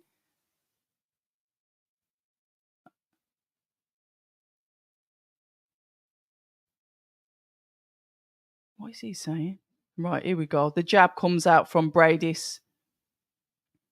The backhand comes back from Briedis. 1-2 from Opetaia. Both men circling, not keeping still, not using straight lines. Moving round to the right, moving round to the left. Opetaia stays light on his feet. Doesn't seem to be, wasting any energy at all. It's like both of them don't really want to get into inside.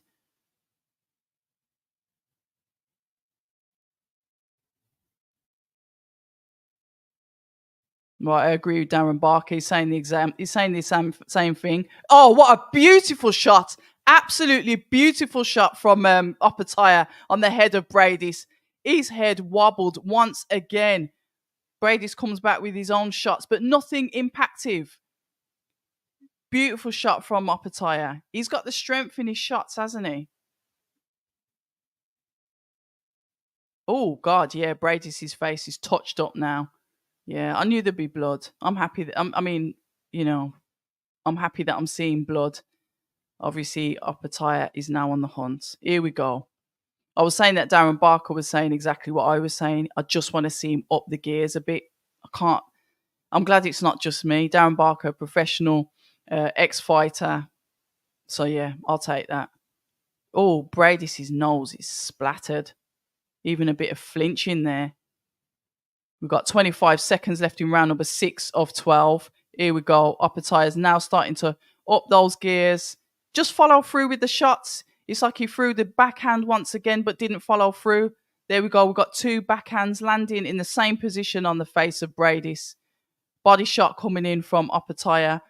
Briedis throws the overhand. Yeah. That round ended better. Let's have a look. Briedis moving him around to get some of that energy off. 8-12. Briedis is going to turn up. You reckon? You reckon that he's just like taking his time and he's going to turn up the gas? But his face is getting splattered at the moment, Dana. Yeah, he's hurt. He started to hurt him now. Admission of guilt. Trying to hide in plain sight. Hit that body before that. Opetaia has been told, like WW. Okay, fair enough. The same thing's happening with that then. Opetaia has been a bit lazy with the jab. He is. Would like to see him more active with it. He hasn't really used it. He's just used it to fence off or to dazzle. Like, you constantly got this in your eyes. You can't see what you're doing, can you? Vampire. Nosferatu. Right, crowd screaming. Can't say that the crowd's not active. Right, here we go. Round number 7 of 12. Is this going to go to points, or is Jay Opetaia going to get that stoppage? 1-2. That's from Briedis. Opetaia on the back foot. Briedis caught him with a nice clean shot. Opetaia answers. You know what? Put Briedis in with some of our cruiserweights that we've got now. He's a bloody problem. He's a problem. It's like that Masternak. That Masternak's tough as well. Backhand lands on the face of Opetaia. Right, 1-2 coming in from Briedis. Opetaia throws the hook to the face. They've wiped off the blood off Briedis' nose all right, though. Doesn't look too bad at the moment. Let's see if... Come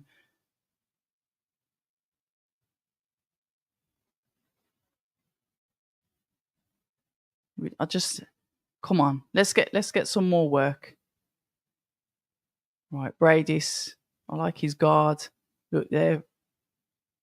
He's throwing some good shots. Caught to Opetaia clean with the hook there. We've already had one alleged upset on the card. We can't have another one, can we? Right, let's go on. Use that jab. Pop it out. Pop, pop.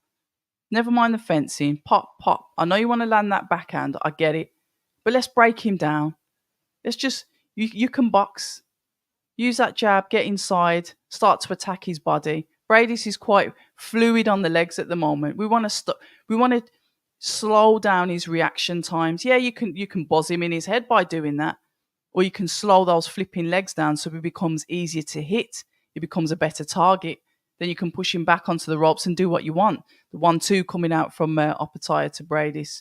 Uppercut coming in from Briedis to Opetaia. 2 body shots coming in from Opetaia onto Briedis. The backhand once again from Opetaia to the head of Briedis. Still really not seeing the use of the jab in this fight, and I'm trying to work out why. Maybe he could be injured.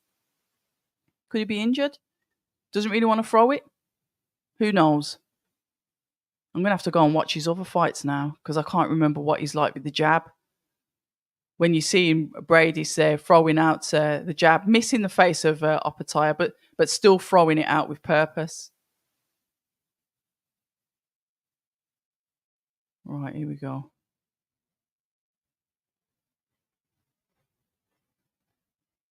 Interesting. Right, Mr. Flash is saying Dan Brady's getting smoked so far. Broken nose already getting... You reckon he's getting to get stopped soon?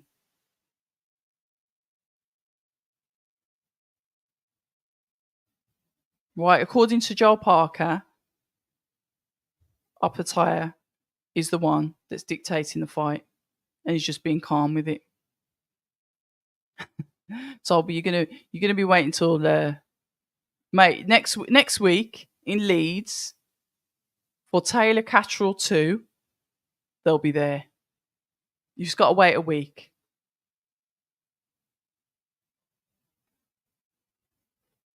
Let's have a quick look. I keep on getting warning signs about my Wi-Fi. If this drops out, I apologise.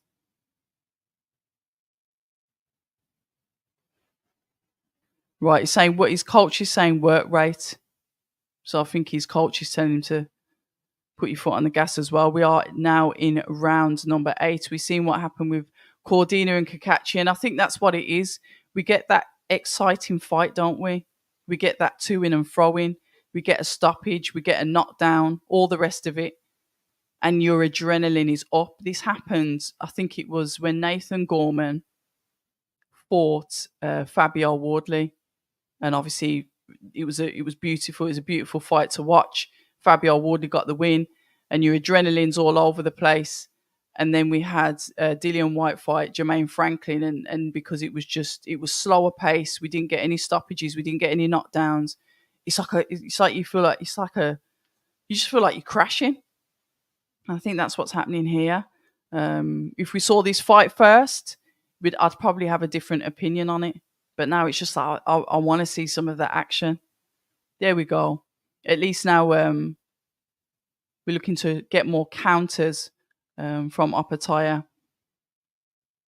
But Briedis really isn't afraid to literally take the risks. He knows what the power that Opetaia has, but he's not afraid to go inside and take the risks.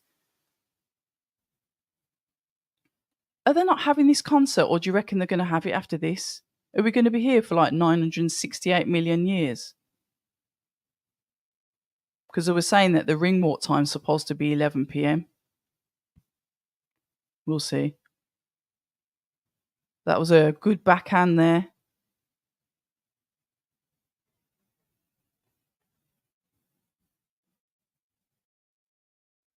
Right, let's have a look.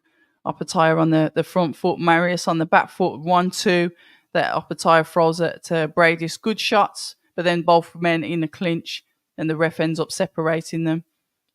Opetaia still bouncing on his feet. Marius throws out the jab, feints at overhand, doesn't throw it. Is it me, or does this ring look a bit small? Must be because these guys are quite big. 1-2 coming to the head of Opetaia from Briedis.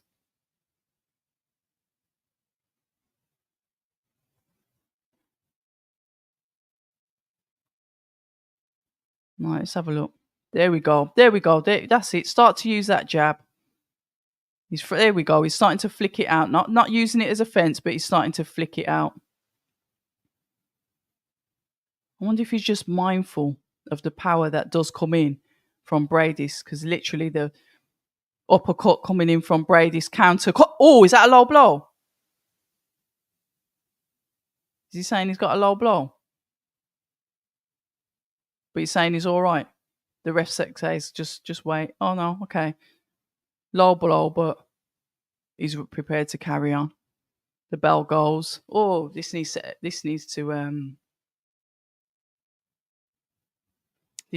the gear. This needs to up the gear.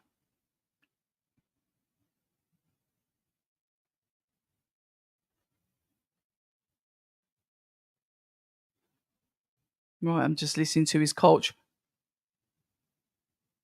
I don't know what he's saying, but he's saying to obviously utilise that uppercut, jump back. You know, like how Bivol does, jump back and throw in the uppercut, jump back and throw in the shots. I think that's what he's saying to him. That's what I'm getting from his movement, but I don't know. To be fair, they were lively when we had the Cacace fight, but that's what I'm saying. When you get a fight that's like elevated to that level, and then it dips, it's like, right, here we go. What round are we in now? 9.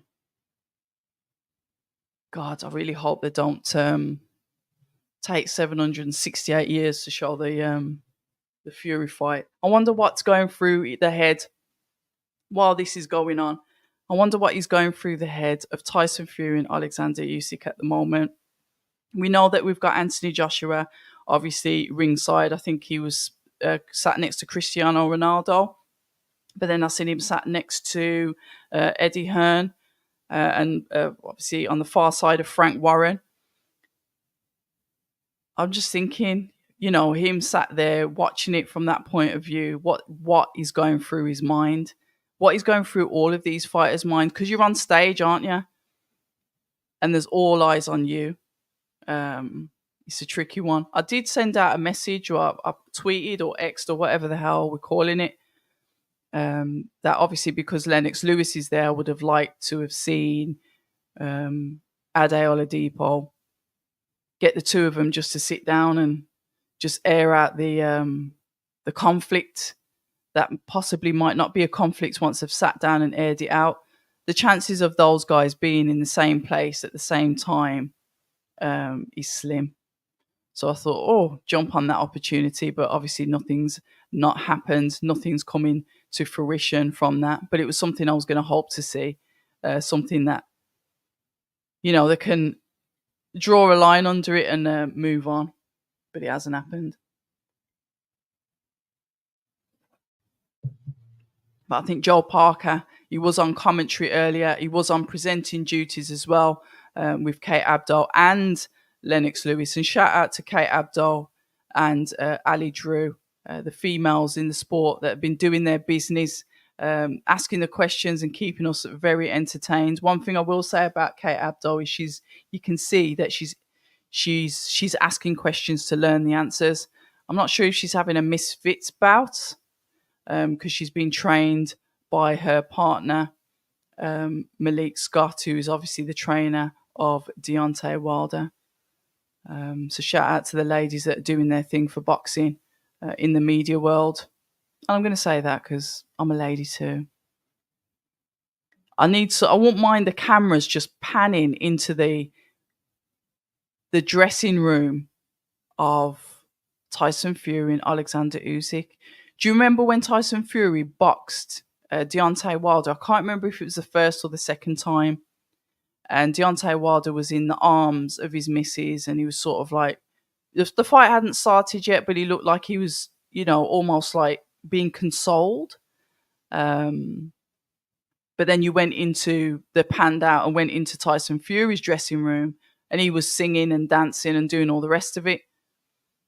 He was relaxed, he was calm, and I've watched Tyson Fury's fights. That's why I got a bit nervous when at the press conference, Fury just went out of his way not to face Usyk. And then I was thinking, okay, could it be mind games? What's going on here then? And I was saying when I spoke to Johnny Nelson the other day, that you almost saw like a wry smile pop up on the face of Usyk, like to say, yeah, I've got you now. I've got you. I didn't like it. It made me feel a bit uncomfortable. But then we had the weigh-in, and obviously the Tyson Fury that we know well and good, that's the one that popped out. Shout out to Paul Johnson. Oh, he's got a couple of bruises under his eyes, so obviously Briedis is catching him. He said, look, Fury did this with the David Haye fight presser, that the fight that never happened, and I went back and I watched it. And albeit he said, I'm not doing any face-off, he actually said, I'm not doing it. But he was winding Haye up. He was like posing by him, going behind him. And there was that difference. And this time he just seemed so much more almost like closed in and focused. But I did like the energy that he gave off. Obviously, when he was speaking to Ali Drew, and she was sort of like saying, okay, day before fight night, how you feeling, blah, blah, blah. And he just let rip and started swearing and shouting before he stormed off. Interesting because and fair play to Usyk as well. Like I said, I want Tyson to win, but you've got to give Alexander Usyk his accolades, his credit. He doesn't seem to get any. We have to remember that he's the unified champion, that he beat our 2-time world champion twice, that he's beaten everybody that he's been in the ring with, from cruiserweight up to heavyweight. And I don't think he gets as much credit as he deserves. And that's me saying that as somebody that I'd like to see Fury win. I just think It's just weird. I get it. There's a language barrier, but his English is fine, but there's still a bit of a language barrier. Um, Everybody says, he's got a good fan base everywhere. You've got UK people that want him to win, but he just doesn't seem to get the credit. So we'll see what happens tonight. Um, like I said, I think it's going to be a stoppage. I don't think it's going to go the distance. I hope it's not going to go the distance, um, like this fight seems to be going. But we'll see what happens. Let me have a look in the chat. Tony, good evening to you. Big up to yourself as well. What did you say Thierry Henry for? Thierry Henry, what's he got to do with anything? He's one of the presenters on the boxing show that she works on, isn't it? Let's have a look. What are you saying? Identity withheld. Tyson Fury. Oh, God, we're going straight for the neck again. Tyson Fury is a narcissist who's never given anyone, including Uncle Peter, credit. Usyk is a better man. The only thing I didn't agree with was the headbutting. I get it. People are talking about it. You talk about traction, eyes, etc. Right. Uppercuts coming in from Briedis. Overhands coming in from Briedis. Opetaia's blocking the shots and clinching him. Opetaia's face is looking extremely swollen. It seems like Briedis is starting to put that work in. We are going back. We're going back in time at last. Come on. Yeah, here we go. Are we going to have another upset on the card? Are we going to have another upset on the card, ladies and gentlemen? Right, his corner telling him to relax. Uppercut. Bang. Backhand from Opetaia. Let's have a look.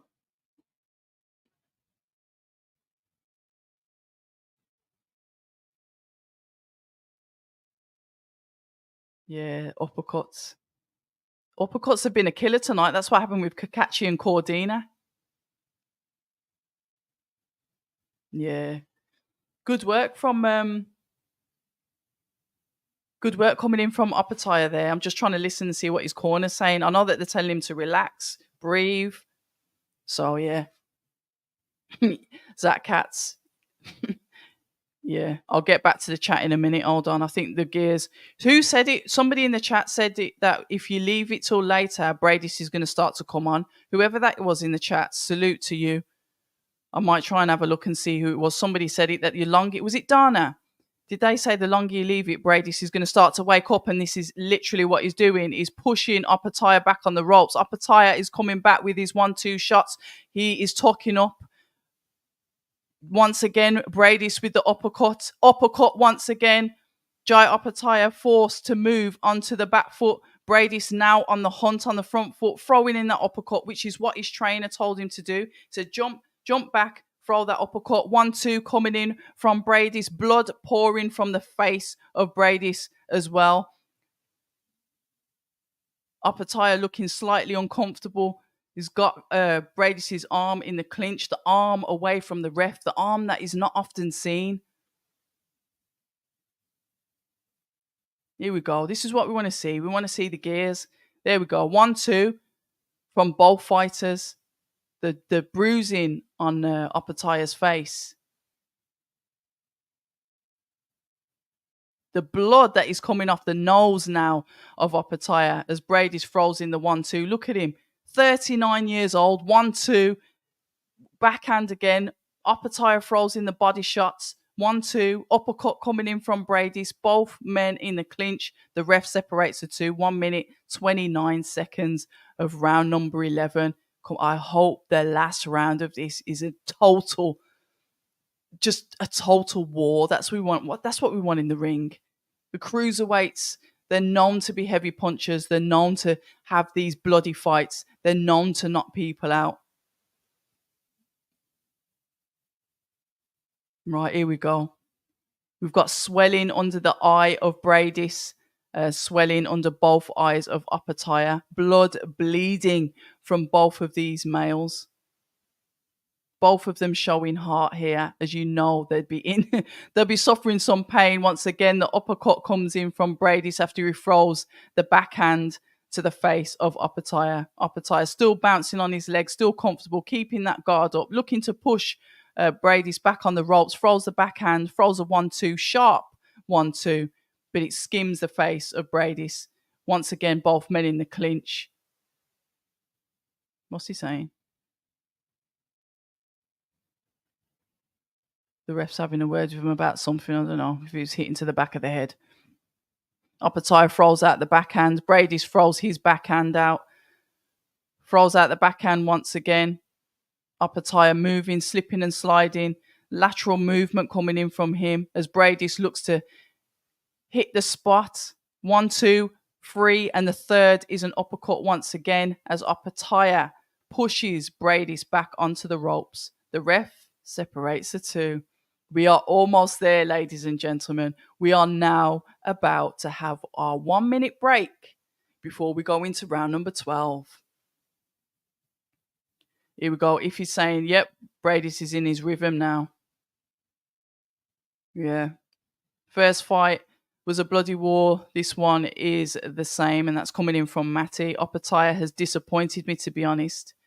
Well, has he? All I've got to do is say, go and watch the first fight. Briedis has not got to remember 3 or 4 fights that he's had. Briedis will remember this fight. I thought inactivity. Opetaia is going to stop him because of inactivity. But the experience, and look what just happened with Cordina and Cacace. You could have said the same. Right, going into round number 12. You could have said the same thing then. Cacace wins. That's what I'm saying. You can't really predict things. And there's me predicting things and getting them wrong. Right, here we go. We are in the final round. 1-2 coming in from Briedis. 1-2 once again. Uppercuts, hooks. Opetaia on the back foot. He's looking to tuck up and obviously throw his own shots. Throws the backhand once again. Uppercut comes in once again from Briedis. Opetaia is clinching, but Briedis manages to pull himself out the clinch. Oh, he looked like he wobbled him then. That was from Briedis. Briedis is going in from the attack. Oh my God, imagine if he wins the belt. This is going to be controversial. This is. Guys, can you let me know in the chat who do you think's winning this fight, please? I'm putting on some lip seal because my lips are gone dry. Excuse me.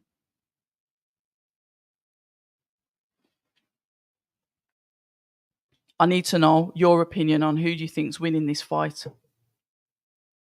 Right, Opetaia on the front foot, throwing the backhand out to Briedis. 1, 2, 3, 4 combination coming in from Opetaia. Briedis smiles as he resets, comes back and throws in his own jab, tucks up, body shots 1, 2, 3 coming in from Opetaia to Briedis. Briedis throwing in his shots look a little bit more weaker. Oh my God, the face of Joe Opetaia is bleeding like hell. We've got 1 minute 28 left in this fight, ladies and gentlemen. Round number 12 of 12 for the IBF that was stripped from Opetaia. He's now fighting for that belt. And obviously the illustrious Ring Magazine. 1-2 coming out from Jay Opetaia. Briedis comes back with the 2 to the body of Briedis. The jab coming out from Briedis. Both men tucking up. Briedis on the front foot. Opetaia jabbing Briedis from the back foot. We've got 54 seconds left of round number 12, and then this fight will be over. Guys, I'm going to look at the chat in a bit, but who have you got winning? If you guys have been scoring it, I haven't. But I'll never say inactivity. Where's the ring rust? Where's the ring? Where has Briedis displayed ring rust here, please? Please, somebody help. Where's the ring rust from Briedis? Are you sure he hasn't been having fight? You know what? Let me check BoxRec because I can't believe his last fight was all that time ago. Hold on. Briedis. I'm not having this. Marius Briedis. Right, I'm going into his... Right, here we go. Oh my god, his last fight was Jay Opetaia 2 years ago. There's me thinking, oh, maybe he's had some backstreet fights. Right, let's have a look in this chat now. I need to have a look and see what you guys are saying in this chat. Right, here we go. Let's get up to date with the chat. Yeah, I agree with you. I said that Opetaia showed him too much respect. Now he's paying for it with interest. Somebody said earlier, look at the state. His face is bruised up once again. Obviously, his jaw's in one place, but his face is bruised to hell. Right, what's Star Fox saying? That huge BBC mic is blocking too. You don't need to see my face. It's not. It's a Rode. It's my Rode professional mic. So there weren't no ring rust. Opetaia is ahead. Lord is saying, I'm surprised it's gone. And me, I thought the inactivity would have just been, it would have been a full blown conclusion. You just can't predict anything. Zach saying, I've got no clue. Bloodlust is saying, Opetaia is still winning for me, but it's close now. I don't know. It's the first fight over 2 years ago. Same thing, bloody war. Right, 39. 39, out of the ring 2 years, props. Imagine, he would have absolutely slaughtered him. It was a good fight. It did. It started to warm up. This is what I'm saying with these guys at their level. When it starts to warm up, it's good.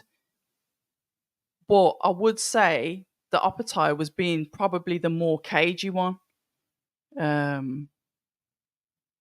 Yeah, it was. I had to check because I thought, hold on, is this guy had some like fights on the low that I don't know about? Both of the Will of Warriors, they definitely both are. Brave as it gets. Bad night for Opetaia and Matchroom. Don't. I think they'll give it to him though. Briedis is such a beast. He is. So what are you saying? Opetaia would nick this on split. You're saying split decision. All right, let's have a look. Right, the judges are gonna get their scorecards together.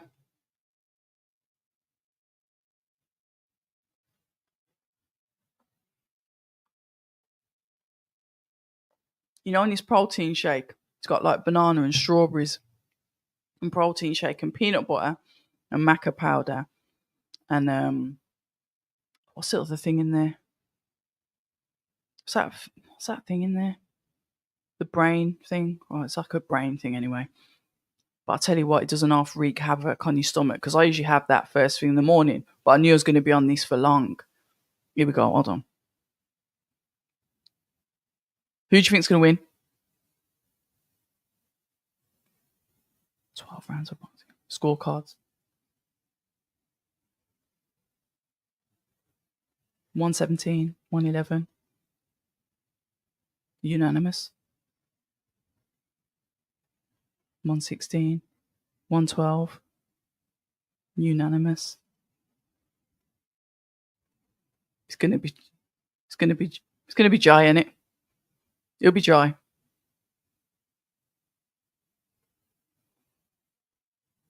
Marius Briedis sort of like laughs it off, but gives him a hug. Interesting. You know what? You know what I'm gonna ask? You know, it's a shame because I can't even send for him. I want to see what Richard Riakporhe's going to say now about this fight with Jay Opetaia.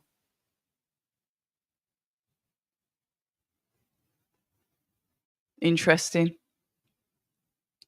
Yeah, unanimous. Trilogy makes sense. I think he'll leave that now. But fair play to Marius Briedis.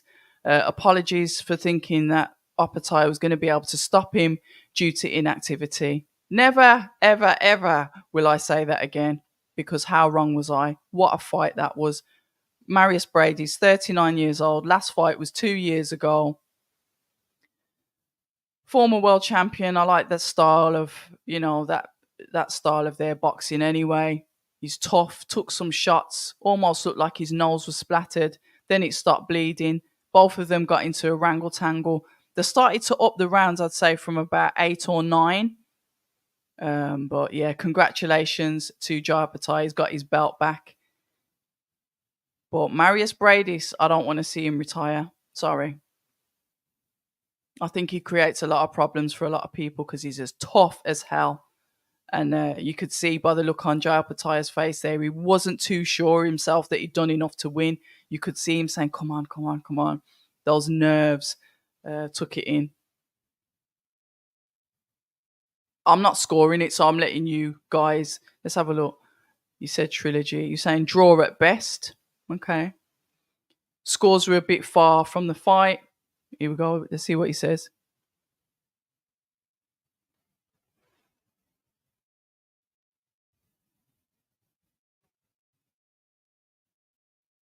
He's emotional.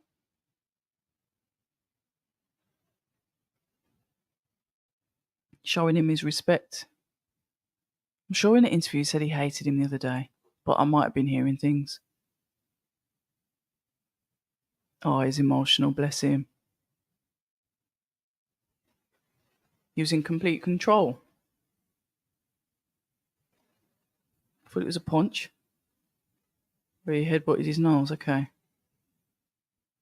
Yeah, he's saying his nose is broken. Let's have a look. Yeah, draw would have been fair. He's saying that the judges took the mick. You got him with a few good shots. They both got each other with a few good shots.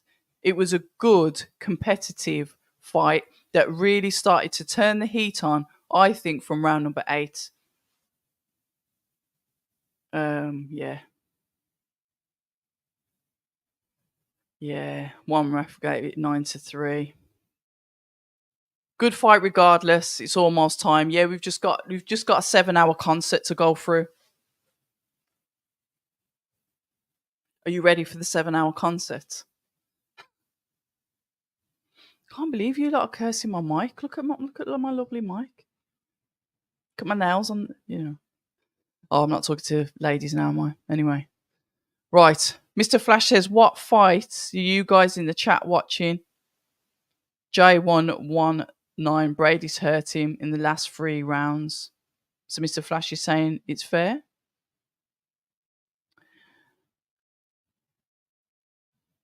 Zach doesn't agree. I would have given it 8-4, not 9-3. Yeah, this is why I'm never really good at judging fights, because I can't tell. It was a slow paced fight to start. They were both very cagey. It seems like even Jai's corner, he was telling him, start to up the tempo now. We started to see that. We saw them both start to take risks. We saw them both take some really good shots. We saw what are the CompuBox figures for that? Have they brought that up? Because they brought that up for whose fight did we see the CompuBox figures for? And I was like, oh, that's nice to see. But they haven't brought them up for this.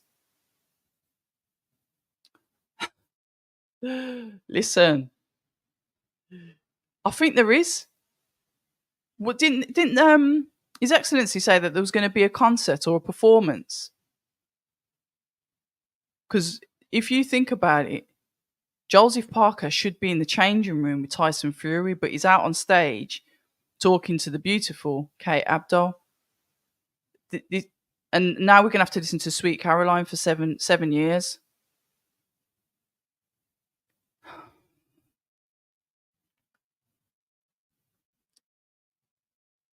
Oh, the concert was before, was it?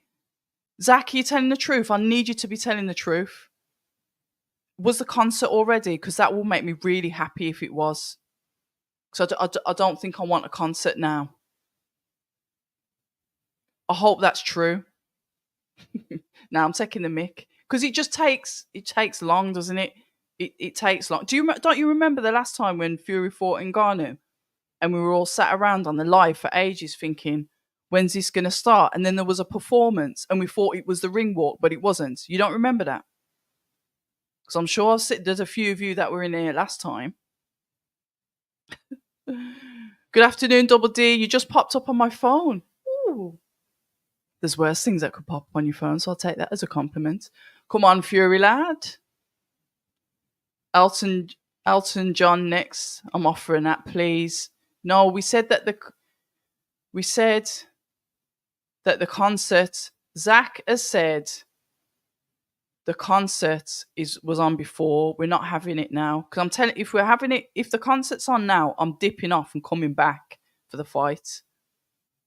11:30. I can cope with 25 minutes. It was how long was it last time? Was it over an hour? And my eyes were like burning. Oh no, he's saying he's meant. Is there a concert before the fight? Right. Does anyone know?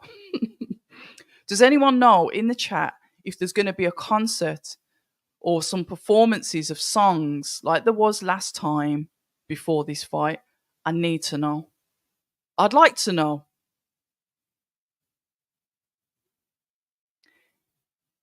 Yes.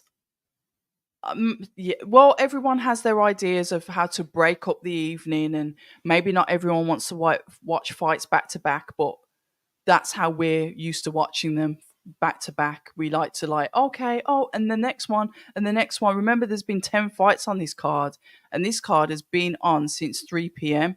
So there's people that have been at the arena, whether they're doing commentary or the guests, they've been there since 3 p.m. We're now on the side approaching midnight. So that's like nearly 9 hours. That's a long time. No, no, you don't. Because no, right. 11:30 I can cope with. Joseph should perform a medley of his greatest diss tracks, better than Drake versus Kendrick. Yeah, what a week it's been. It's been an interesting. You know what? It's been interesting since 2020. What am I talking about? It hasn't just started now, has it? Yeah, Little Yachty. That's what it was, and that's why you thought it was a walkout tune. It was one of them. The Sweet Caroline starting. Yeah, when I start to hear that, and it just repeats and it plays over and over and over again. I get it. It's kind of like that song that warms you up because you know it's main event time. It's very cultured, isn't it? I don't know. I really don't know. Are we actually having somebody's walking to the ring? Are they actually? Oh no, they're replaying. Come on, let's be positive. I'm not watching the effing Eurovision Song Contest. Listen, that's how I'm with you. I'm with you. I feel that too because we get frustrated. We're quite impatient, aren't we, us Brits? If you think about it, because we're used to things a certain way, and then somebody might try and adjust it a little bit, and we're like, no, no, we don't like that. Put it back to how it was. I ain't even putting the next. I'm not even putting the next. Yeah, my Ringwall app says it's 23:15, which means hallelujah, or as I like to say at home, Jarastafari. I am very happy that we're going to get the ring walk at 23:15. I almost feel like crying because now I'm starting to get. You can't see them, but the hairs are starting to stand up on edge now because it's almost time. Usyk wasn't moving around. If he was up soon, he would have been. Yeah, they're going backstage. Oh, what they're saying? Come on, Ali Drew backstage. Oh, we're not going to do that.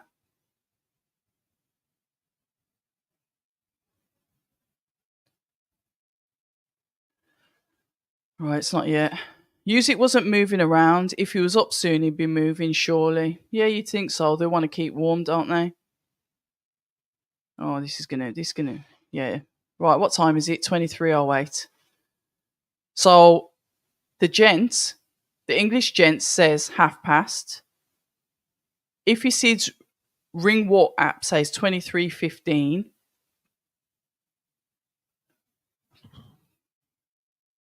Oh, thank you. Thank you. It's just a bit of makeup.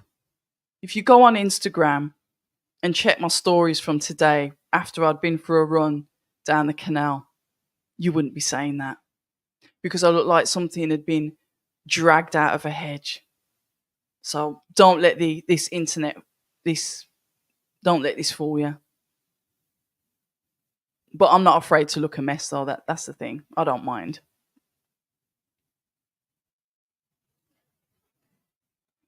Predictions, yeah, get the predictions in, guys. Matty's pushing you guys on to get the predictions in. I don't know. They're just we've got Kate and Joseph Parker having a chat about the fight, but I thought Joseph Parker would have been backstage. That's the only thing. I thought he might have walked Tyson Fury out because obviously they're all close, aren't they? But I know that also Joseph Parker's part of the commentary team, so I'm trying to be positive. And if it's at half past, we've got 20 minutes. 20 minutes is fine. We can fill a gap. We can fill a gap of 20 minutes. There's plenty of subjects to talk about in boxing to keep that gap filled. They've done so much promo work. They could replay 4 hours of videos before. Can you not? Zach, I can't find that funny. That distresses me. Behave. I'd love Bob Arum and Frank Warren to be in charge of music. They'd probably get Cliff Richard songs on. Bless. The concert, due to a wardrobe malfunction, Cliff Richard. Wow. I'm going to get a new wig, you know. I like wigs. Got Ray Donovan there.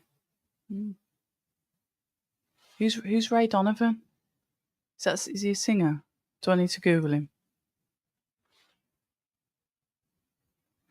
You're gonna hear you fat dosser from the Fury fans, yeah, or you sausage or whatever names he called them. Poor Ronaldo got stuck with Conor McGregor. Mate, did you see his face? Did you see Cristiano Ronaldo's face? No, we're not having a Cliff Richard concert. Just can you stop this now because you're making me feel anxious. Ryan Garcia on camera makes me sick. He's only a kid. All right, they're going backstage. What they're doing? Come on. Oh, lovely Ali Drew. Got so much time for her.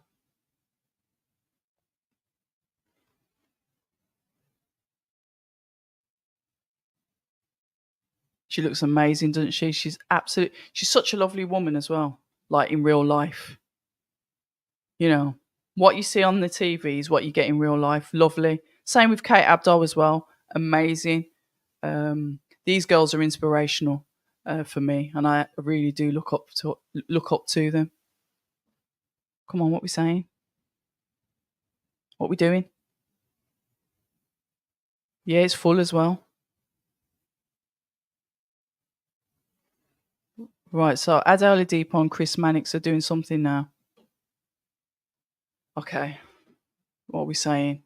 It's not going to be 15, it's going to be half past, isn't it? JCVD in attendance. No.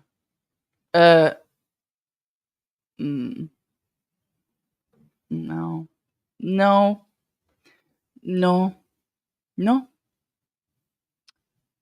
As Lennox, yeah, he's probably thought, forget it. Nah, he's having a straightener with Anthony Joshua. I'm only joking. I hope he sits next to him. You know, I'd really like to see them pair sat next to each other watching this fight. Lennox Lewis has gone to his chair. He's gone and sat down and said, look, I was the one that was crowned undisputed. What was it, 1999? I was the one that was crowned undisputed. I'm now going to hand over my crown to these guys. Do you know how phenomenal that is for boxing? So yeah, I reckon he's comfortable in his seat, getting ready to take it all in. And it's good to see. Right, so you're saying Fury stoppage, but Usyk points. So you're saying heart versus brain. There's a collection of legends lined up on the front row like you've never seen. Unbelievable. All the greats together for this mega event. And I second that because it's just nice to see. it must be amazing to be out there and witness it live. For someone like me now, I'd say that's probably what, twice in a lifetime event, because by the time another 24 years rocks round, I'll be 6 foot under, brown bread, haunting some of you lot. I'll be haunting my Twitter trolls, like the girl out the ring, and she has all the black hair in her face, and then she's walking all strange and all rickety and all creepy, and then just, yeah, sorry, thinking out loud. Do I have to pay? No. So Usyk on points or stoppage. The Brown Bomber, Joey Lewis. Fury's padded record must be exposed. Oh, if he's too. Okay, we're getting Chance Usyk in the chat. Do you enjoy? And my nan wears a thong to bingo.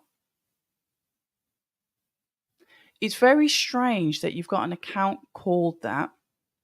Because I guess, it's just weird. Do you enjoy a night at the bingo? No, sorry. I know I'm slightly older than some of the people in the media, but I'm not quite there with bingo. Not yet. Right, Ray Donovan. Oh my God. No. I don't think we're getting a concert, but I'm praying we don't. Yeah, we will have national anthems. Kyoshi, we will do. World Championship fight, undisputed. Yeah, we'll definitely have national anthems. That's expected, and that's respect to each of the countries. I expect that. Sausage. They're getting ready. It's gone silent. Oh, don't. Yeah, Matty says Ali Drews is as sexy as it gets. Matty, I think you're gonna have to join the queue. Laura Woods is inspirational as well. Yeah, but I haven't met her.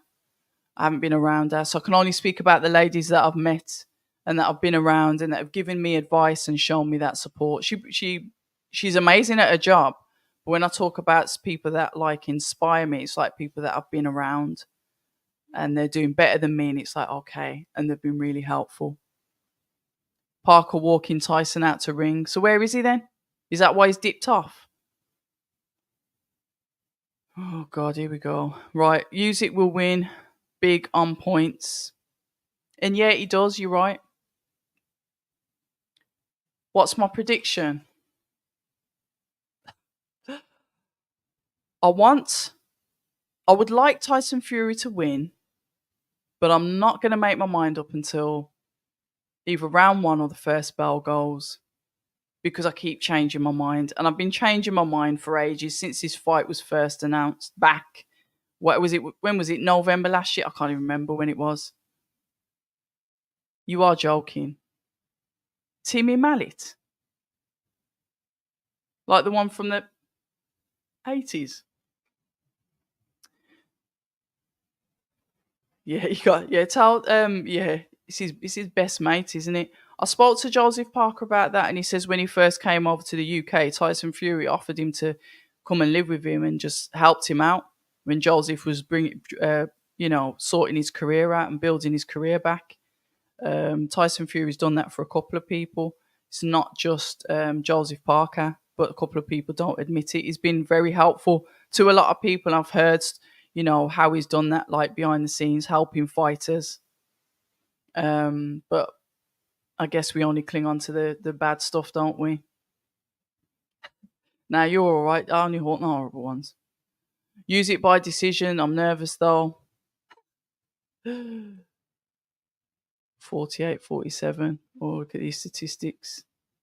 So Mr. A saying, Usyk wins late stoppage. Good evening to you. Is this it? This is it. Ladies and gentlemen. We're moments away. Moments away. Oh, okay. They're doing the credits. Okay, national anthem for the kingdom, Saudi Arabia. That's fine, and it's expected. I was just worried what they were going to do. What else they were going to do?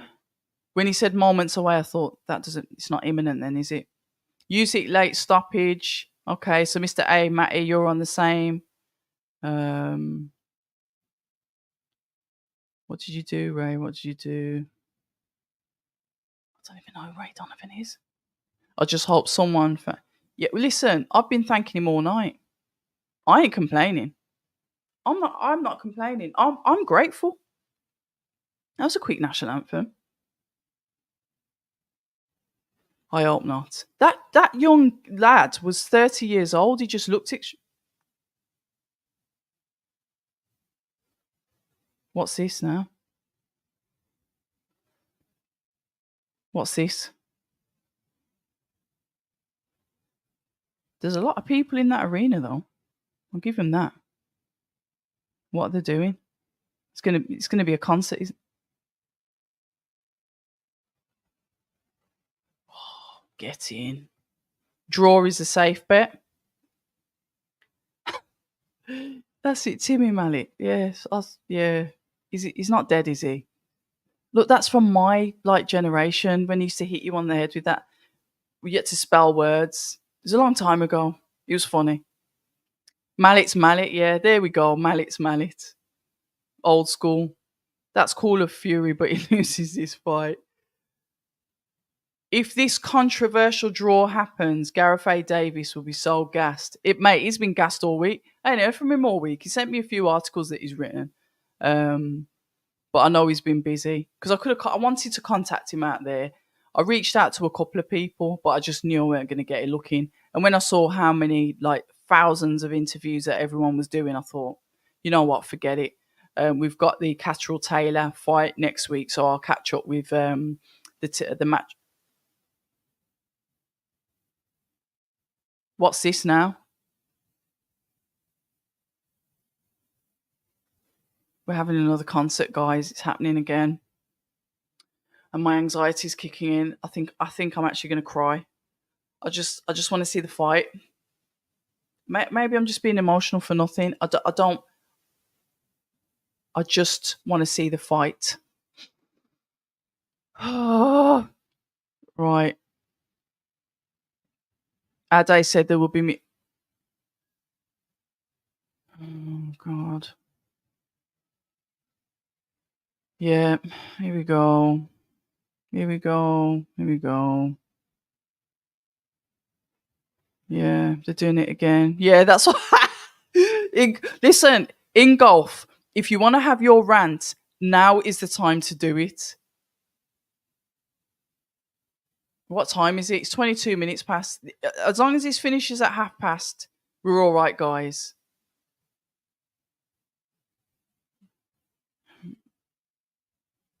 I don't know who this is. Zach, thank you so much for the super chat. I'm honoured. Thank you very much for that. I'm keeping that on the screen. Nobody's getting any readouts. You can all stay there. I'll read it out verbally, but Zach, you're saying on the screen. Thank you so much for that. Oh, I don't mind hip hop. Sorry, I don't mind hip hop. I love hip hop, but I just want to see a boxing match. I don't mind ring walks. You know, hip hop music when it's the ring walks. I just want to see the fight. That's it. But lovely, whatever floats your boat. It's 23 minutes past 11. Someone's app said 15 minutes past. Somebody said half past. I don't want to be sat here talking to you guys and it's 11:45. And I'm not talking about the fight. You reckon it is for the USA gang? So Ingolf is saying, I guess we'll start in 30 minutes. I'm not smiling, Ingolf. I don't know who the artist is. I'm too old for this. Jason has popped up. Hi, Jason. Can't believe we're finally getting it. Oh, thanks, Jason. Jason's put it back on a positive tip. Can't believe we're finally getting this fight. It's mega. And AJ sits in the crowd watching. Smiley face. Best boxer in the world. aka Hearn. Love it. I don't know who the rapper is. Saying make some noise to the crowd. Time to earn your tips, mate. Earn your tips. Top city tips. Buffer's 81. He can't be 81. Oh, is that no? I appreciate you. I really. That's lovely. Thank you very much for that. Oh look. Oh no, it's.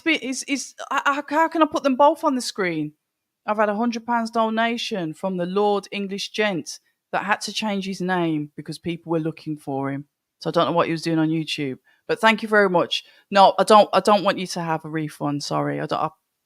I'll be nice. I won't be rude. But no, thank you. I really appreciate it. Abs, it's a gig. Listen, you got entertainment on the screen. I'm not entertaining anybody. My eyes are burning. I've been up since 5 this morning. Not that you care. I said, you know what? Let's have a nap. But then I thought I had things to do today, as you do, Saturday, all the stuff that you do on a Saturday. And then I started watching all the fights from 3 p.m. So I haven't had any little cheeky little nap, cheeky little half an hour to spruce me up. Please, is it finished? Thank you.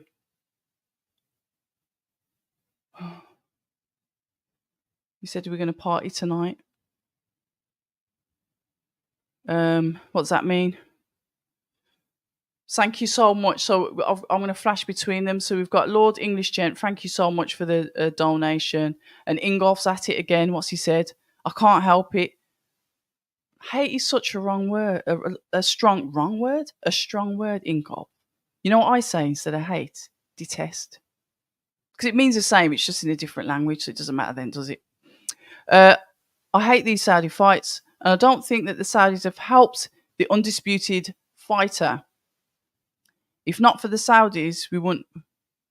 Saudis have helped the undisputed, but yeah, if not for the Saudis, we wouldn't have this a year ago.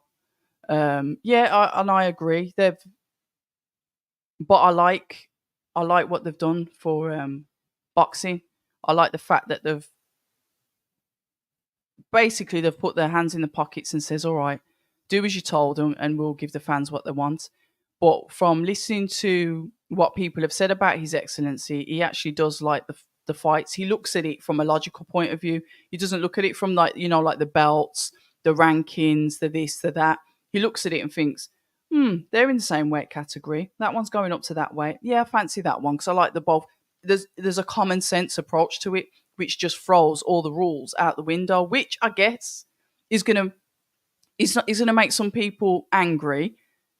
But I guess if you compensate them enough for that, then they'll join in. I've said I think they'll do away with the belts, and I believe that Saudi will make their own belt. It's been something that I've said from when did I start talking about that? Well, it's probably on one of these lives, but it's something that I've mentioned before. And then we saw the buy-in. I think was it with the WBA belt.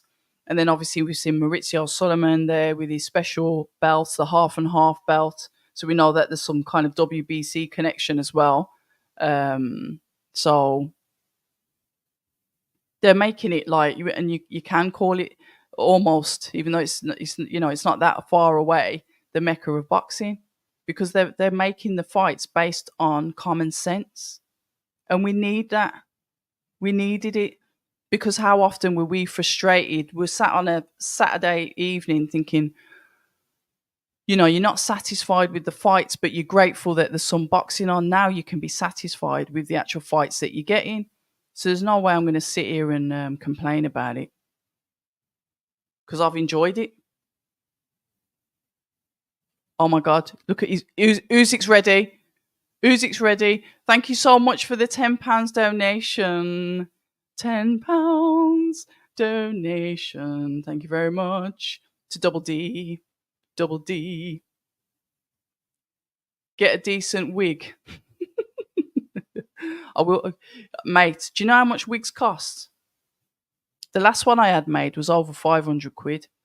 They're not cheap. Here we go. Usyk's coming out. Look, he's walking out with all of his he's walking out with everyone. Look at that. Look at that militant almost like military style walk. Look at his outfit, guys. Look at that. He's coming to the ring in true style, traditional style as well. Look at that. The green and the yellow, the fur on the hat. Wow. It's business time. Oh, I'm so happy it's happening now. Thank God. Who said? See, the gent, you were right. You said 11:30. Thank you. Mm. Evander Holyfield in the ring, holding the undisputed title belt.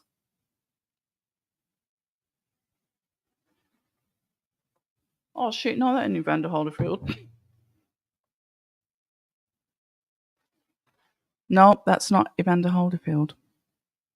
I thought it was from a glimpse. Alex Krasiuk. It's definitely him.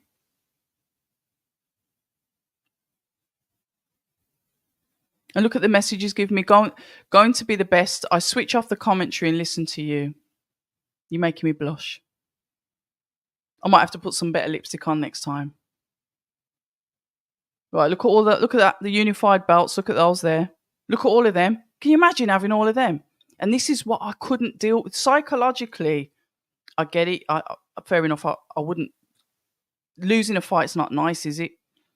But you know, when you've worked so hard and you've collected the belts, like Anthony Joshua literally went around collecting them, didn't he? And then Usyk took them off him. So you think you've earned all of that, and the better fighter wins, and then all of a sudden you haven't got them anymore? That would mess me up.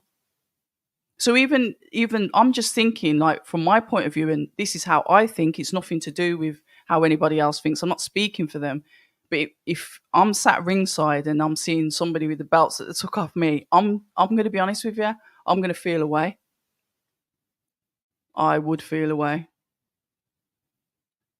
Yes, Raj, shout out to the Lord English gent.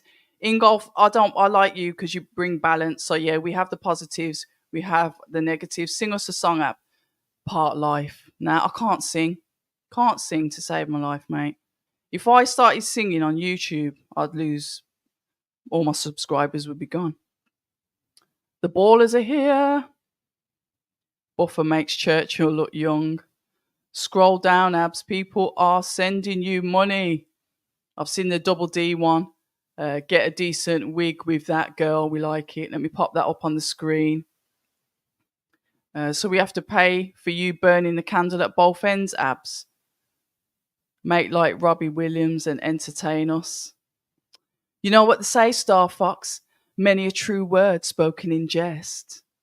Do you know how many people I've had come up to me and say, oh, they crack stupid jokes, and they're being like dickheads, but they think that I don't know that they're being dickheads, and it's like they're like trying to laugh it off. Whatever.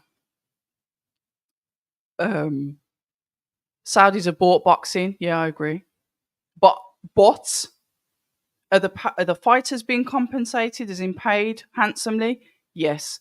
Are the public getting the fights that they want to see? Yes. Sometimes we may not get the fights. Yeah, look at Fury. Oh my God, I'm actually getting nervous now. Is that Psalms 3 verses chapter 3 verses 16?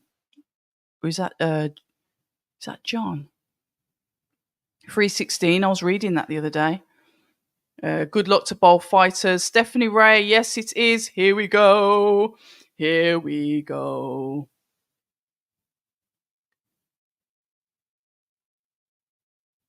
Fury looks confident. He definitely does. He definitely does. Zach Cat. I'm going to flip between Zach Katz and Lord English Gent, because you pair have made my night. I need a hero. Yeah. Fury comes out with his clan now. Right, I'll put up Zach for the first half of the fight. Is this right? Okay. In fact, once it's there, is this fight going to go the distance? I'm expecting a stoppage, and that's the only thing I'm saying. Bloody hell, Fury. Don't want you to burn yourself out. Bloody hell. He's dancing again. Look at his legs. Has he got his legs taped up again? Does he always do that? Because he did that last time with Ngannou. That's the only time I noticed it. Um,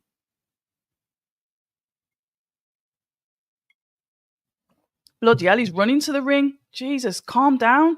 I want him to relax a little bit now. Don't exude too much energy.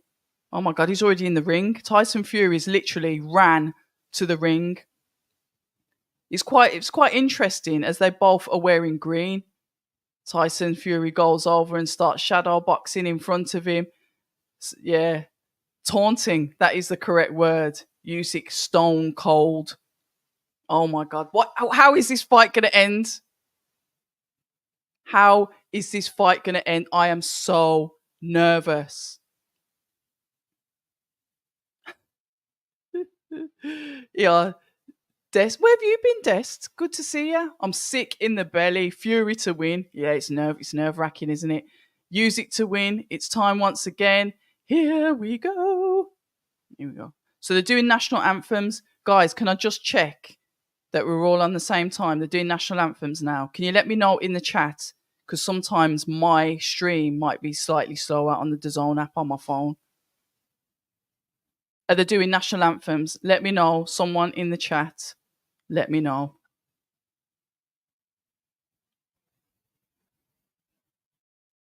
Okay. Thank you. Zach, look at Zach's message. He just said lol. That's insane. Right, we're doing U6. Okay. Thank you. Ooh. Oh my god. Right, okay. It's here. There is no more phone calls. There is no more debates. There's no more arguments over percentages. There's no more if you don't sign at 5 o'clock, you're going in the bin. We are here. There's no more cuts. There's no more delays. It is Saturday. Is it still Saturday? Yes, Saturday, May the 18th, 2024. And we are getting the undisputed bout between Tyson Fury and Alexander Usyk, the WBC world champion versus the unified heavyweight champion. What a time to be alive. What a time to be alive. I cannot believe we're here. I never thought that this would happen. What?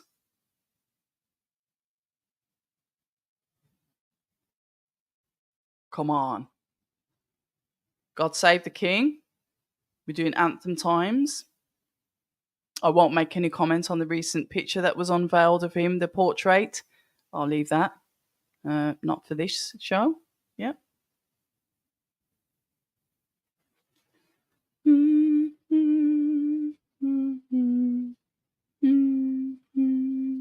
John Fury is in the ring after that.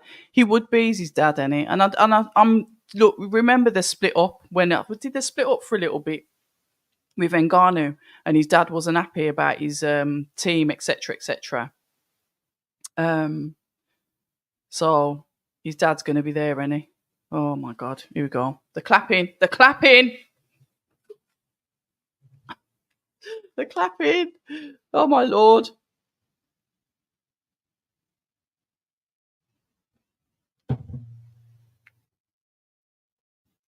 I am bricking it. I can't be behind. I'm not behind. Don't tell me. Don't tell me I'm behind. Ladies and gentlemen, we've got Boffer talking now. Oh my god.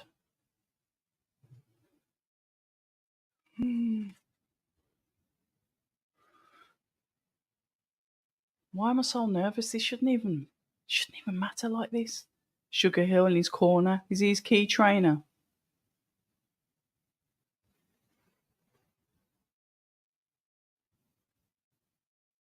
Igis Klimas is the one that you he's the one that don't mess about.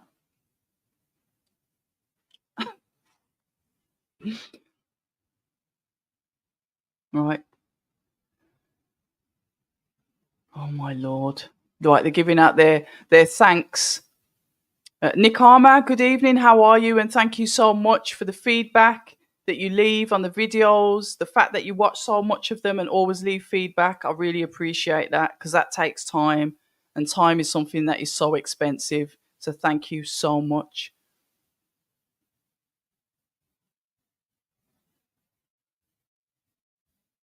Right, so Anthony Joshua's next to Cristiano Ronaldo and His Excellency. He's not sat anywhere near Eddie Hearn. Has anybody seen Eddie and Frank? If Frank's like, is Frank in the ring? You won't be, would he?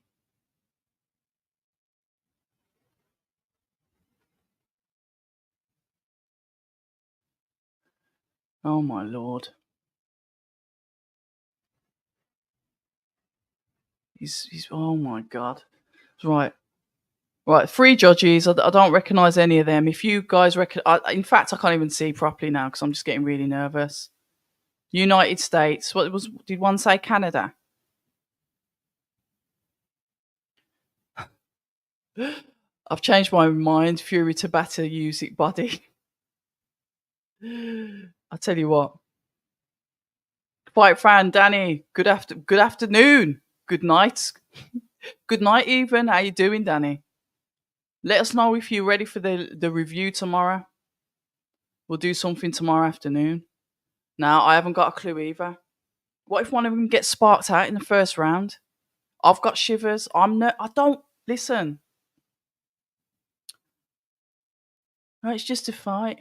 Yeah, it's an important fight.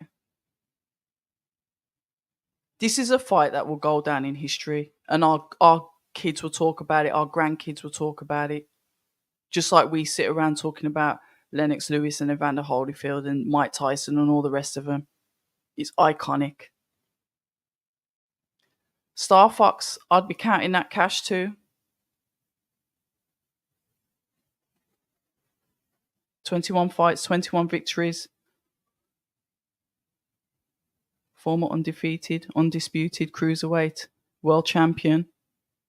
And he's now the reigning, defending, unified IBF, IBO, WBA, WBO from Ukraine.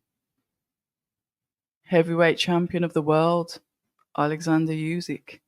Undefeated. Mate. Two undefeated fighters, though. Oh, my lord. I am going to...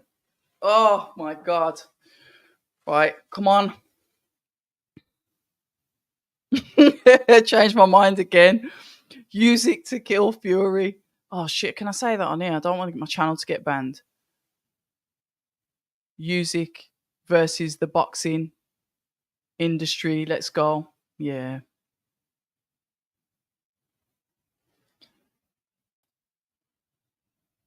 Reigning, defended, undefeated WBC heavyweight champion of the world, the Gypsy King, Tyson Fury. Oh my God. Here we go. Hold on.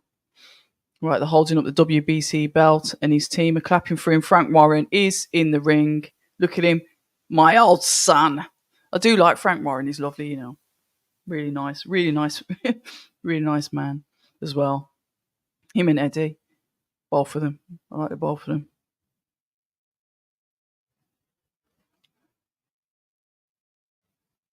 I'd literally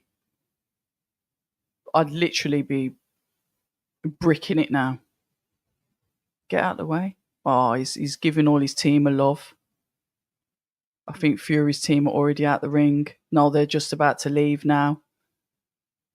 As the referee pulls the parties in close, almost like to read them their rights, their final rights before the fight commences.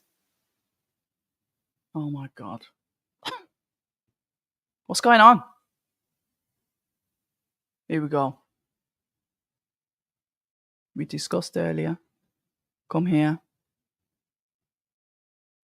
Oh, he's talking about the belts. Oh, here we go. Low blow gate. Oh, did we see? Let's see where Usyk's shorts are. Clean professional fight. Look at. Oh my God! Look at the killer in both of them. Look at their eyes. This is amazing. He's short, Saint Law. Yeah, sugar. He gives his. Oh, this is amazing. This is absolutely phenomenal. This is phenomenal. Guys, we are here. If you've just joined, if you've buggered off and come back, round one is started. Fury goes into the center of the ring as Usyk throws the backhand to the body of Tyson Fury. Tyson Fury throws out the jab. Usyk once again throws that backhand. Tyson Fury steady on those legs of him, bobbing and weaving, flicks out the jab, flicking out that jab. Usyk tapping as he does. You know what he's going to do. He taps, he jumps, he moves from side to side to get in to throw his backhand and his jab as he circles around Usyk. Tyson Fury keeps that style that he's got. Didn't start as aggressive, but went straight for the center of the ring. Usyk, once again, as you know, moving around, active. Keeps that guard up high. Gosh, the height difference with these two, I don't even know how tall Usyk is, as Tyson Fury flicks out the jab to the body of Usyk. Usyk keeps busy, moving his hands, moving around. The jab once again from Fury to the stomach of Usyk. We see what he's doing. We know what he's doing. He's going to try and break down that body. Fury holds that hand out, that lead hand out. Feints like he's going to throw an uppercut and throws to the body. He's continuously throwing shots to the body, even having a little bit of clowning as he moves his head in as a feint. Come on. Beautiful work. We saw a couple of hooks to the body there from Fury as Usyk got in and threw his own. Fury, so bloody, he is tall, isn't he? He's on the back foot. Comfortable on the back foot. It's not a problem. Usyk takes the center of the ring, the more dominant position, covers up, moving, looking to try and throw out that jab, try and get the shots to land. 1-2 comes in from Fury. And the shots that Usyk is throwing, Fury's managing to parry them away. Look at the height difference. Fair enough saying that the backhand did land on the body of Tyson Fury. He's clowning now. He's clowning. Oh my God, we're getting a bit of showmanship. We're getting a bit of showmanship from Tyson Fury. We love it. And this is what we want to see. This is the entertainment business. Yes, it's risky. Yes, he could get knocked out, but he's willing to take that risk to keep us entertained as Usyk starts to up the pace now, throwing out the jab to the body, backhand to the body. Tyson does I love it. I do like the way that he moves. Come on, lad. Look at that. Look at the feints. The feints 1, 2, 3, and then lands the jab. 1, 2, lands the body shot.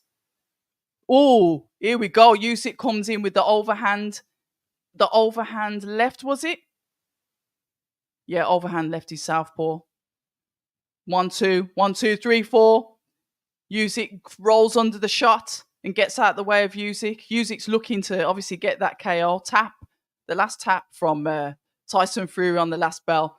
The bell before the round ends. Wow. Round one over already. Fantastic. Absolutely bloody fantastic first round. What's he saying?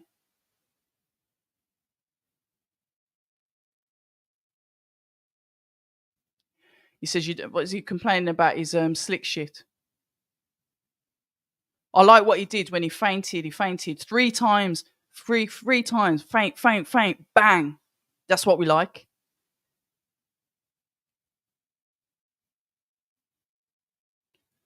All right, let me have a look at the chats. We like it though, it's entertaining. Usyk's starting to get inside, coming in from Steph. Fury doing a bit too much. We like, yeah, do too much, whatever. He's the one that's going to get smoked if that happens. He's saying that it's going to backfire. Amazing. Round one to Usyk. Fury is fake. Being funny. Here we go. Oh! He lands that backhand 1-2 came in from Usyk then. I didn't like the way that Tyson Fury's legs looked. Let's keep an eye on those legs, shall we? That's what I will say. Let's keep an eye on the legs. Here we go. Nah. Here we go. Look at this now. Usyk is confidently on the front foot as he looks to target those shots after Fury. Fury's looking to push away, not to necessarily parry, but to push and move away. I don't like that defense. As he throws out the double jab into the face of Usyk. Usyk once again moving up and down, side to side, keeps that jab hand out of his, tucks up to protect his own head, circles the jab hand of Fury, which is what we've seen do with both Tony Bellew and obviously Anthony Joshua. We've seen that he circles, he fences, he goes around so he can, like I said, almost like dazzle in the face. The same thing that kind of Marius Briedis was doing. Was it Marius Briedis? A fight we saw tonight was doing it. Right, as he got circles around once again. Fury doing the showmanship, the showbolting, world championship level. Let's have a look. As he keeps his head offline, feints, moves from side to side, throwing out the jab. Usyk throws in the backhand to the body as he feints himself, literally almost like that Bivol style where you see the bouncy on their feet and the roll around with that lead hand and go in so they can get inside and to put the attack, which is the backhand. More competent round here from Usyk, I'd say. We've got 1 minute left of round number 2 of 12. It's early days, guys. What are your initial thoughts on this? We're seeing a very active Usyk. Very active. However, Fury is fighting. Here his shorts. Where's his shorts? 1-2 comes in from Fury to the head of Usyk. As Fury covers up, as he keeps himself clear from getting caught by Usyk, which he just has. We've got Fury, he's backed up in the red corner as he throws out the jab, 1-2, throws in the body shot. We saw that Usyk doesn't like that body shot. That was accurate. That was accurate, but Usyk comes back with his own shots, throws out the jab. Fury's able to slip those jabs that are coming out and flicks out a jab of his own. Jab once again, using that long levers of his, putting the jab hand in the face of Usyk, feinting with his head, making him come in, hitting him with the body shot as like an uppercut, but the uppercut as a body shot. Good work. Good work. Good work. Right, let's go in the chat. Let's have a look. Tyson will get knocked out. I can feel it. Alan Maguire, good evening to you, or should I say good night, actually. Usyk wins this bet now. Usyk walked out like a god. Let's have a look. Fury's trying to make it seem like he's calm and collected, but doesn't really seem that way. Antics just make him seem more insecure at this time. But watch Fury, Dillian White, Usyk. Yeah, I remember that. He did the same thing to Dillian, where he leads him in and then he catches him with that uppercut. Fair enough, it caught Dillian clean. But that was the same thing that he was looking to do. Oh, that hook was horrible, that was. Not the overhand left. Excuse me. Beg your pardon. Protein shakes repeating on me. Right. Usyk straight to the centre of the ring, throws out the jab and the backhand. We've got both fighters using their feints. Good feints. Fury's keeping that head offline as he throws the backhand into the face of Usyk. Usyk then comes forward and throws a 1-2 of his own. Jab coming out from Fury. Those different feints that he does. Jab, feinting with the head. Double jab coming out. Second one lands, and this is a Fury to Usyk. Usyk keeping that movement in there to avoid the shots as he does. Look at his lead hand. Look at what he's doing with his lead hand. Fury's taking the risk, going in with the 1-2. Usyk gets him on the ropes. Usyk throws in that, I don't know, what was it? A backhand to his body and throws that a couple of times as Fury moves around the ring. It's a backhand, isn't it? It's just the way it's angled. It's not quite a hook. A couple of hooks there, one to the neck and one to the face of Fury. But Fury was a moving target, so it didn't land clean. Right, we've got 1 minute 47 left. We're in round number 3. What I think was in round number 2, you've got the crowd chanting Usyk, giving him that encouragement that he needs, his name to be called while he goes through this fight to make sure that he becomes the undisputed. Right, Fury's fainting, throwing out the jab, sort of like he does this to like push him away. 1, 2, 3 coming in from Usyk as Fury's on the ropes, flicks back out the jab at him. Use them long levers. The thing is, once Usyk gets inside, he's going to throw that onslaught. That's it. You got to pop that jab. Pop, pop, pop. Once he gets inside, he's gonna let go of the flurry of shots. I will compliment Usyk on his, he's got lovely ring generalship. He doesn't seem to be using up that much energy. He may be hopping from side to side, but when he walks, when he follows you, it's steps. It's just calm steps. Both men are now in the clinch, and the ref is forced to separate. Fury. 1, 2 coming in from Fury as Usyk came in. I don't know what happened there. 1, 2. Once again from Fury. Nice long jab. Excuse me. Flicking out the jab on the movement. Once again, flicking out the jab. That flick, that almost like you're not even using it as a point. It's just a flick. So it's just catching you. 1, 2, 3 coming in from Usyk as Fury grabs him for the clinch, goes in for the attack on the body. Usyk complains that Fury's hit him on the back of the head. The ref ignores. Both fighters carry on. 1, 2. Fury catches him as he comes in. Yeah, good work. This is a good fight. It's a good fight. Let's have a look in the chat. Usyk taking points. He will also champ in the rounds. I hope. Good evening. How you doing? What's going on, October? Everybody's good. Well, we are, because you are here with all of us. So good to see you. Usyk really studied that Walling fight. He can't be six. Usyk 6'3". I don't know. To be fair, I don't even know how tall he is, but I know that Fury's really, really bloody tall. I know it's not 6'9" like everyone says, but 6'7's not exactly short, is it? Sometimes you don't need a plan. Sometimes you can fight off instinct and win fights. Believe it or not. What's he saying? Don't worry about what? What's he say? Why is his coach saying not to worry about it? What's he say? What did he say? Right, okay. Back to it.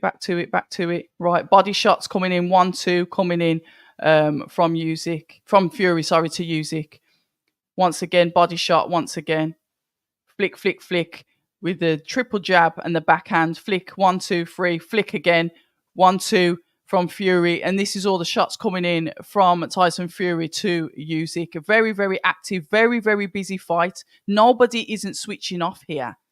They are both extremely focused. You can't switch off in a fight like this as Usyk comes in with his own 1, 2 jab to the body of Fury from Usyk. Once again, circling as he does the jab hand of Fury, as he lands one clean on the face of Fury.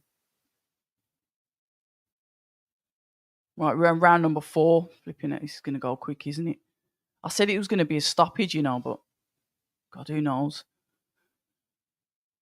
Right, flick out the jab once again from Usyk. 1, 2, 3. Oh, there was a little dip in the legs of Usyk there, under the armpit of Usyk. 1, 2, 3 coming in. There was a little dip in the legs of Usyk there, Hold on. Usyk marches forward, throws a barrage of shots. Fury goes back at him.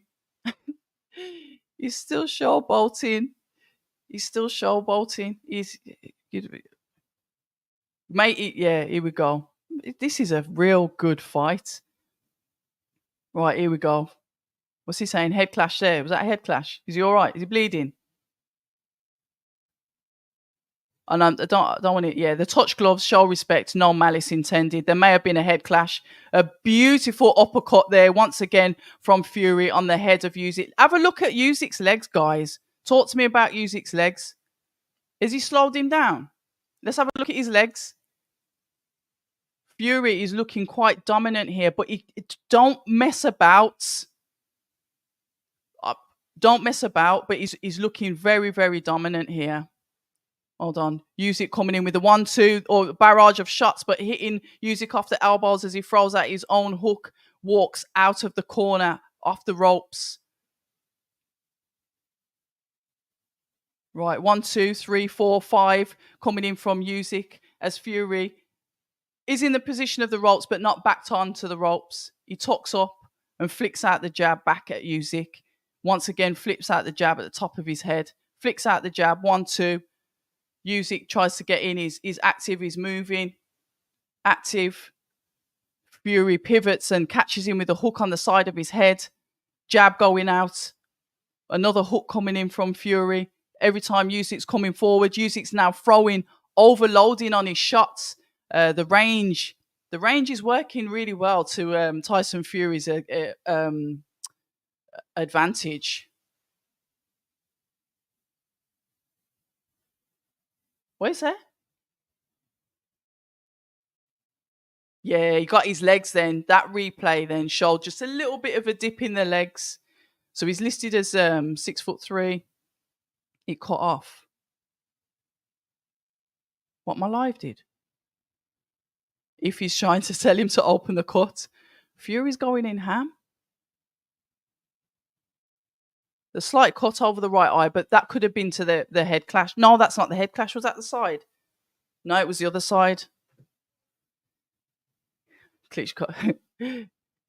Vladimir Klitschko's not looking too happy, is he? He's like, not again! Not again! Got a bit of bruising as well, hasn't he? Right, here we go. Seconds out. Round number what? 5. Right, round number 5, guys. Usyk straight into the center of the ring.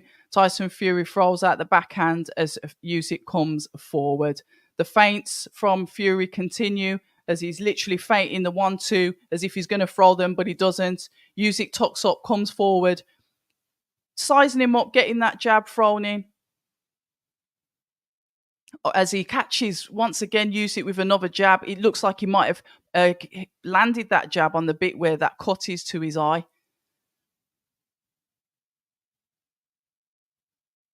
Right, as he comes in, watch him. What have we got?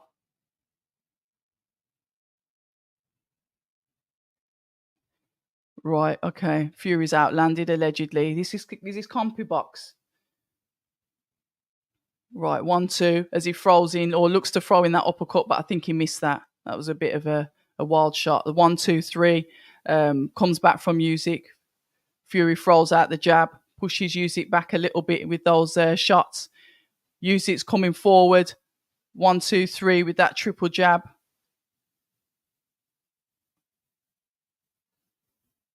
One, two coming in from. He's backpedaling here. I'd probably go back for the body now. Yeah, that's it. Keep going for the body. He's just tapped his belt. It's on the belt line. Back of the head.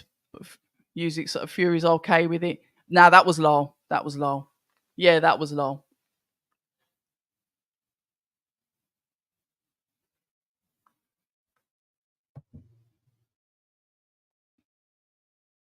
He seems to be squinting, Usyk does, with that eye that he's got a cut under it. What is it? The right eye.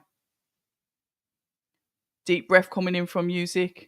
Tyson Fury looks like he was going to switch then, but he's gone back to orthodox. Thought he was going to switch. Throws out the 2 and catches Usyk. Usyk seems to be picking up on the timing of the shots that Fury's throwing.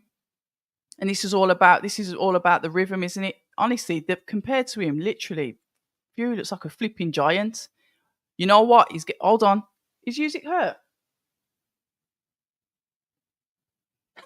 Right, 1-2 thrown into the body to Usyk, and then Fury just goes in and clinches him.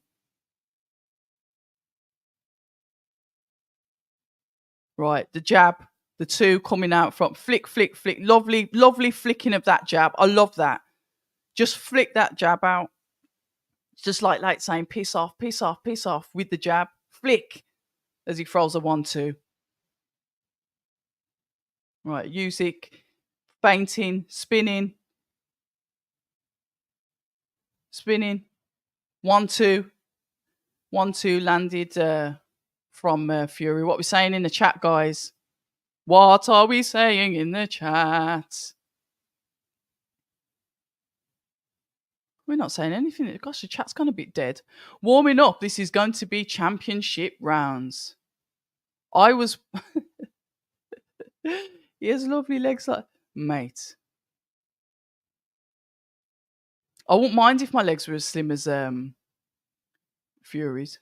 Oh, Usyk. Yeah, Usyk's got a good pair of pins, hasn't he? She's saying I've got man legs. Lovely. Anyway, trying to see what is flick. 1-2. That was on the belt line. I'm just looking at the replay.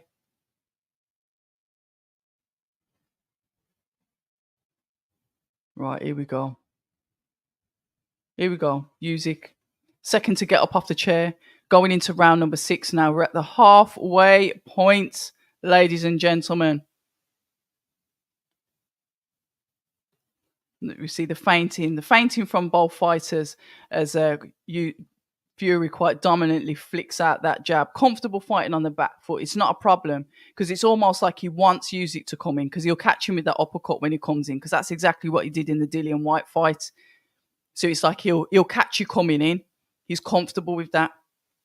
We saw the front foot fighting when he boxed Deontay Wilder where he showed that aggression. But he's okay to fight on the back foot because that's what he's usually known for. So this is what you could say is type. What was he moaning? He dropped his hands then. Right, ref jumps in to separate the two of them. Jab, 1-2. Once again from Fury. It's a bit of head movement there from Usyk. Usyk tries to throw the 1-2. Fury slips under the shot and literally grabs hold of Usyk's arms, which is going to happen, isn't he? He did slow his legs down at one point. You know what? This weight's not too bad. Oh, beautiful uppercut. Mate, you want to get in there? Uppercut came in from Fury then. But he's patient. Oh, go on, Fury. Go on. Put your foot on the gas now, kid. There we go. Once again, go to the body. Oh, come on. Go on. Here we go. Round number 6. Go on.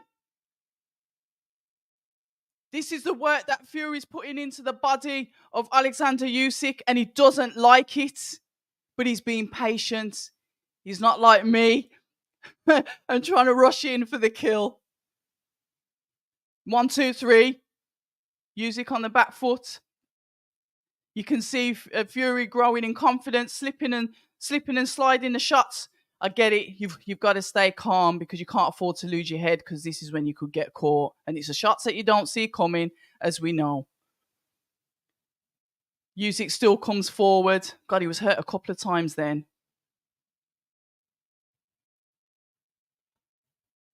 Right, the jab comes in from Fury, the backhand, and then the body shot. Once again, the backhand and that uppercut that he throws into the body sort of like goes under the chest of Usyk. 1-2 from Fury. The clappers are going. We are coming to the end of round number 6. Fury's got his hands behind his back, doing a bit of showboating as he ends around with the 1-2. Hold on. May I ask? I know we're round number 6. We're round number 6. But who in this chat underestimated Fury? Speak now or forever hold your peace. What a good fight. Yeah, good fight. Yeah, I agree. Great fight, to be honest. Size and range it really is, isn't it? It really is showing. Okay, you got 2-4 to Fury, Steph. What's he said? Use the uppercuts a bit more. That's what his dad's saying. Yeah, I agree. Oh, I didn't hear what he said. Zaki. Right, back to it. Come on. God, this is a damn good fight. Right, Usyk straight to the center of the ring, throws out the jab. Fury once again on the back foot, keeping that backhand of his under his chin. Flicks out the jab once again, looking to throw the shots to the body as they're both men enter the range of the center of the ring. But Fury, like I said, comfortable on the back foot. Jab. He flicks out the jab, backhand. It catches again. Fury once again to the belly, throws out the 1-2, throws another body shot into the side. 1-2, once again to the body. He grabs hold of him, squeezes him as he pushes him back onto the ropes as the ref separates. Usyk takes a deep breath as Fury doesn't give up. He comes in with the onslaught of those body shots, the 1-2, wrapping them around the side of the arms of Alexander Usyk. Backhand comes into the body of Fury. Jab comes into the head of Fury as he answers with his own counters. The jab goes in, but Usyk comes back with a stiff backhand to the face of Fury. We are in round number 7 and we are halfway through, guys. A good fight so far. Good fight. I'm not scoring it because, like I said, you know what happens when I do it. On the eye, it looks like Fury's doing more work, landing the more meaningful shots, causing more problems, but I don't know if that could be my bias because, like I said, I want Usyk. I want Fury to win. There we go. That uppercut was sweet. You see how he waits for him to come in? He did the same thing with Dillian, just waits and then just sweeps it in. How many of them? You can't... Oh, that was a good shot by Usyk that caught Fury on the chin there. And he's, like I said, he's usually got his hand to protect his chin. But here we go. This is what Fury wants him to do, to come forward. Like I said, more recently we've seen him do it with Dillian Whyte. Come on then, and I'll just catch you coming in. All right then, if you're not going to come in, I'll come out and I'll throw a 1-2 or I might feint and then I'll go backwards. And then guess what? You'll come in again and I'll catch you. Once again, 1-2. Fury seems quite relaxed with the shots that he's throwing out. Doesn't seem tired or exhausted. Using his attributes to his advantage. Like I said, albeit he's on the back foot. And listen, Usyk's throwing in just as much shots. Whoa! Usyk comes in with his onslaught of shots. And Fury just moves backwards, moves out the way. Shakes it off. Yeah, I'd say Usyk ended that one well. Yeah, definitely a great fight. I underestimated Fury, but I still think he'll lose. So cash for cat. Fury round 8 KO. Okay. Come on, Usyk can't lie. Fury won the last 2 rounds. Mr. Flash, I'm loving this. Usyk has a better... Nah. Tyson Fury's got a good tank. He's got a good tank. So Fury has to beat him before 9.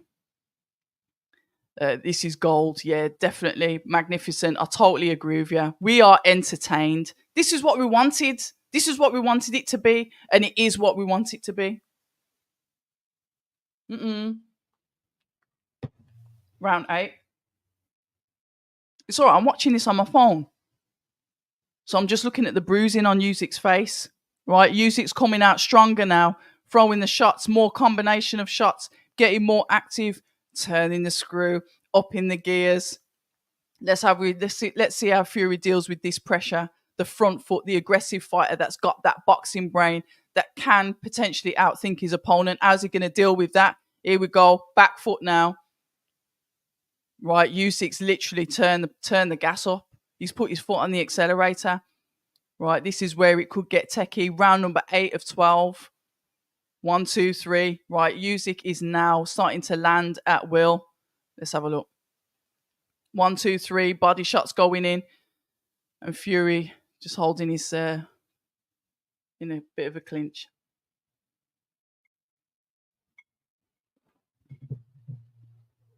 This fight could turn on its head, ladies and gentlemen. It might not necessarily go how we think it's going to go. Right, here we go. Usyk coming forward. Coming forward, a little bit square on with his feet there. I don't like to see that. Usyk still, front foot coming forward. Usyk catches him coming in. Fury catches him coming in again. Wow, there were two clean shots landed by Usyk then. You want to cover up. They landed clean. Is he a little bit scrambled from that? Takes a breath out of his nose. Uppercuts, hooks coming in from Usyk. Come on, Fury, you got to start throwing back.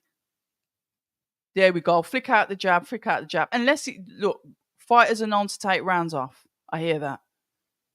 But when you've got those flurry of shots coming at you, that's how you get that's how you get concussed.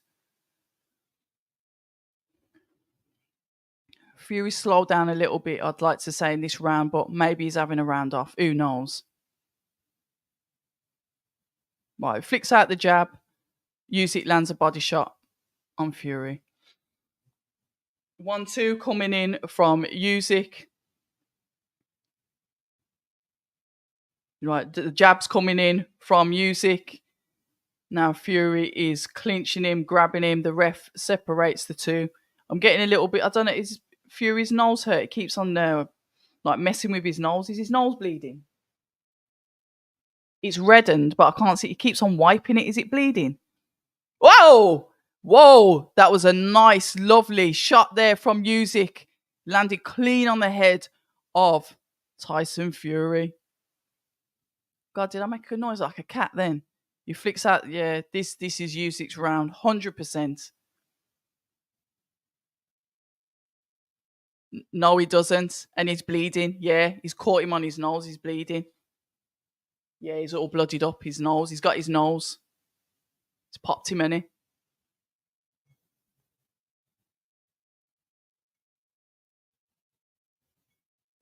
Right, he's got a swelling underneath his right eye that's causing him to blink a lot. It's the same kind of shot that Anthony Joshua got Usyk with, and after the fight, he had all like the little swellings under his eyes. Yeah. And it's making him blink. Yeah. Yeah, you made him blink straight away. That just went, and he's got him in the nose as well. Yeah, he looks a little bit distressed there.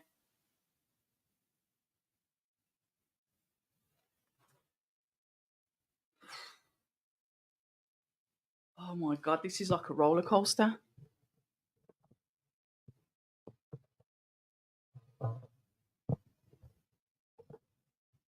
Trying to move this without fucking unplugging everything.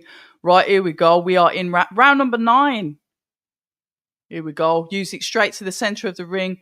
Fury on the back foot once again. Can you believe it? One of these fighters is going to end up losing their all, because it won't be a draw.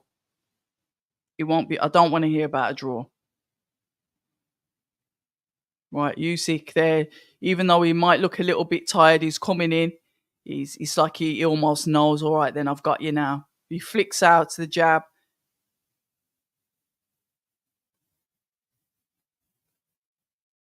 Right, feinting coming in from Fury as he pops out. Yet again, pops out the jab. Pops it out once again, pushing Usyk back with that jab. But the blood is pouring from the nose of Tyson Fury. Both men are in the clinch. Yeah, he's got the blood and his eyes swollen as well. They're chanting Usyk in the crowd. Usyk, once again, he circles the main hand with that motion so he can get you to think what he's going to do with his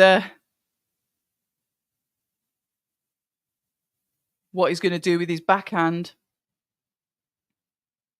1-2 coming in from Fury as Usyk counters back as he throws out the jab to the head of Tyson Fury. Tyson Fury throws back his own 1-2. He tucks up, jabs out. Usyk is starting to find a home for these jabs, for these shots.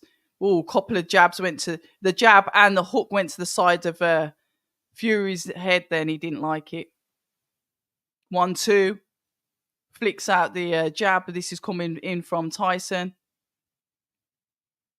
1-2. Once again from Fury. 1-2. Yet again from Fury. 1-2. Yet again. Usyk's moving, throwing out his tippy tappy. Literally walking forward. A little bit square on, but able to throw his on 1-2. Skimming the face of Fury. Fury upright.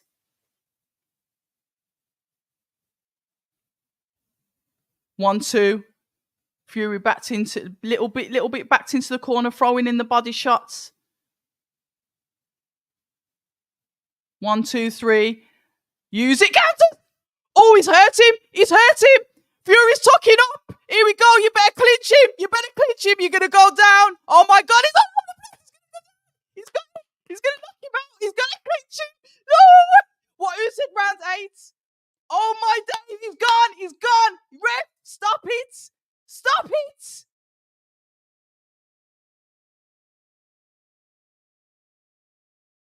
Uh-oh. He's been knocked down before. We know this. Fuck. Ooh. Mate, Usyk's going to get him now. What does that say about the continuous foreigner shots? He'll see another round. Mate, he's got to come out this round and just hold my man for the 3 minutes. For the 3 minutes. What do you mean? Where did it come from? It's the barrage of shots that he gets in with. When he gets shot, it's 1-2s, 3-4s, and he just literally continuously goes for your head until you get knocked down. It's the flurry of the shots. Oh my Lord. It's like David and Goliath. And he still stays on his feet. Man,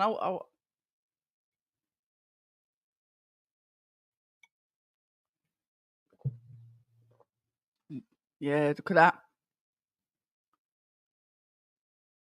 Ooh. You've seen him knocked out cold. I'll say he was hurt worse than that. Mate, listen. Usyk's fight to lose. Oh my days. He's coming in. This is it. He smells blood now. He's literally just going for the head. In range, comfortable. 1-2, 1-2, 3-4.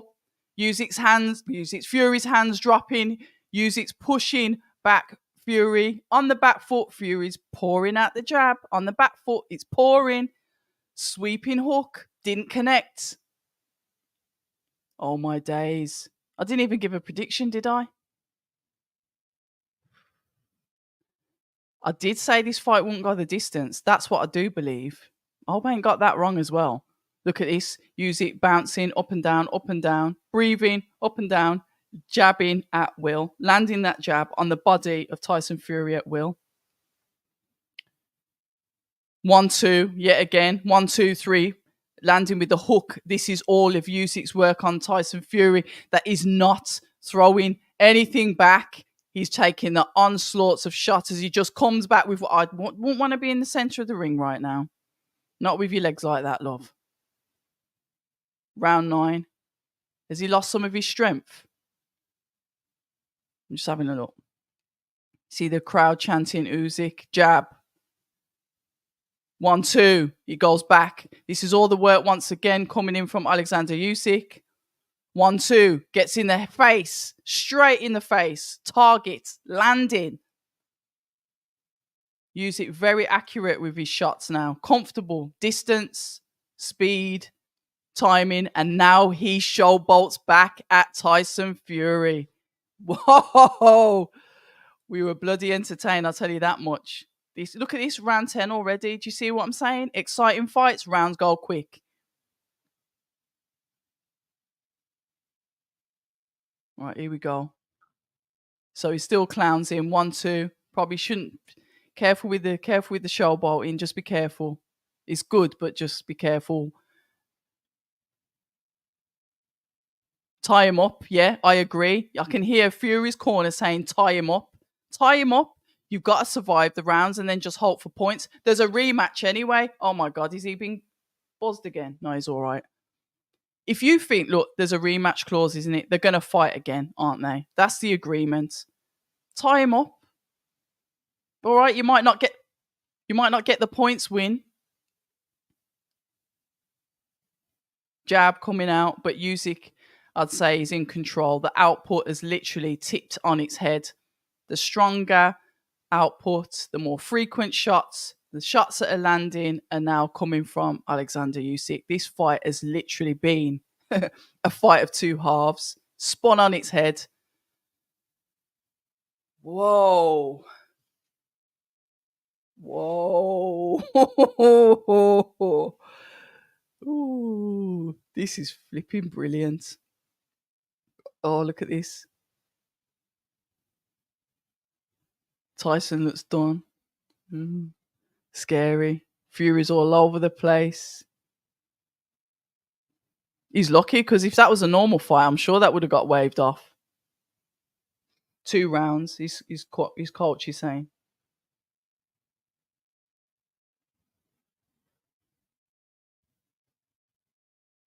Don't cross your goddamn legs.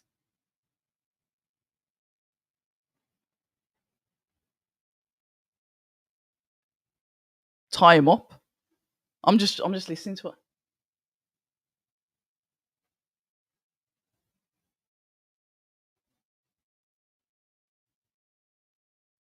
Flipping hell, he's bruised up. But then again, he got bruised up by Wilder. I'm going on like this hasn't happened before.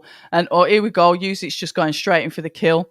He's running at him now, charging like a bull at a red flag. He sees that blood and he wants it. This is really flipped on its head. We've got 2 rounds left, guys, and we're already 20 seconds in to round number 11.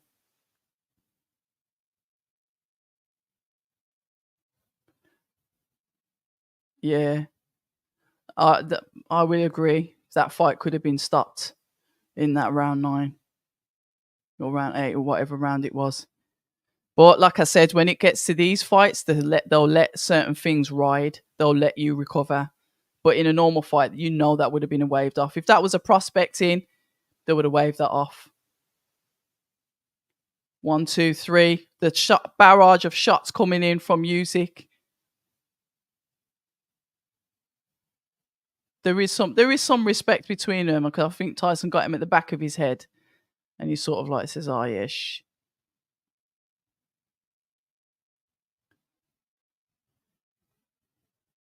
Right, here we go. He's keeping that jab hand out. I wouldn't bother boxing him at the moment. I'll clinch him.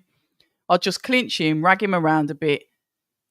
Just get him with some body shots. Let the ref just make it messy. Just make it messy. Try and recover. And then, yeah, I wouldn't, yeah. But Fury wants to box him as he jabs. He throws the backhand at Usyk, but Usyk comes back with a strong counter. Well, his legs haven't gone. We know that, innit? We can definitely say that thing's gone. But it's barrage of shots, man. That's where you get concussed. That's where you get dizzy. That's where you drop. That's a good body shot landed there from Fury.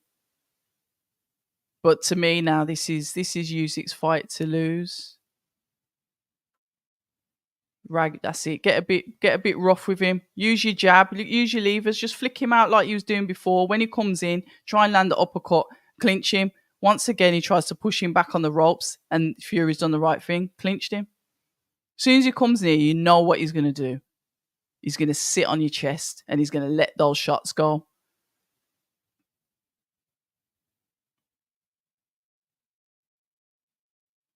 Come on, Fury. Come on, Fury. Right. What a bloody good fight this is. Once again, Fury on the back foot, throwing out the 1-2. Usyk comes in.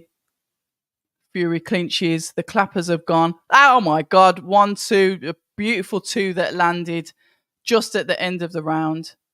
Yeah, I'm going to listen to what they're saying. Hold on.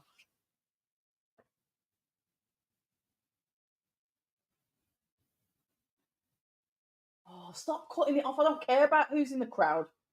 Put us back in the corner.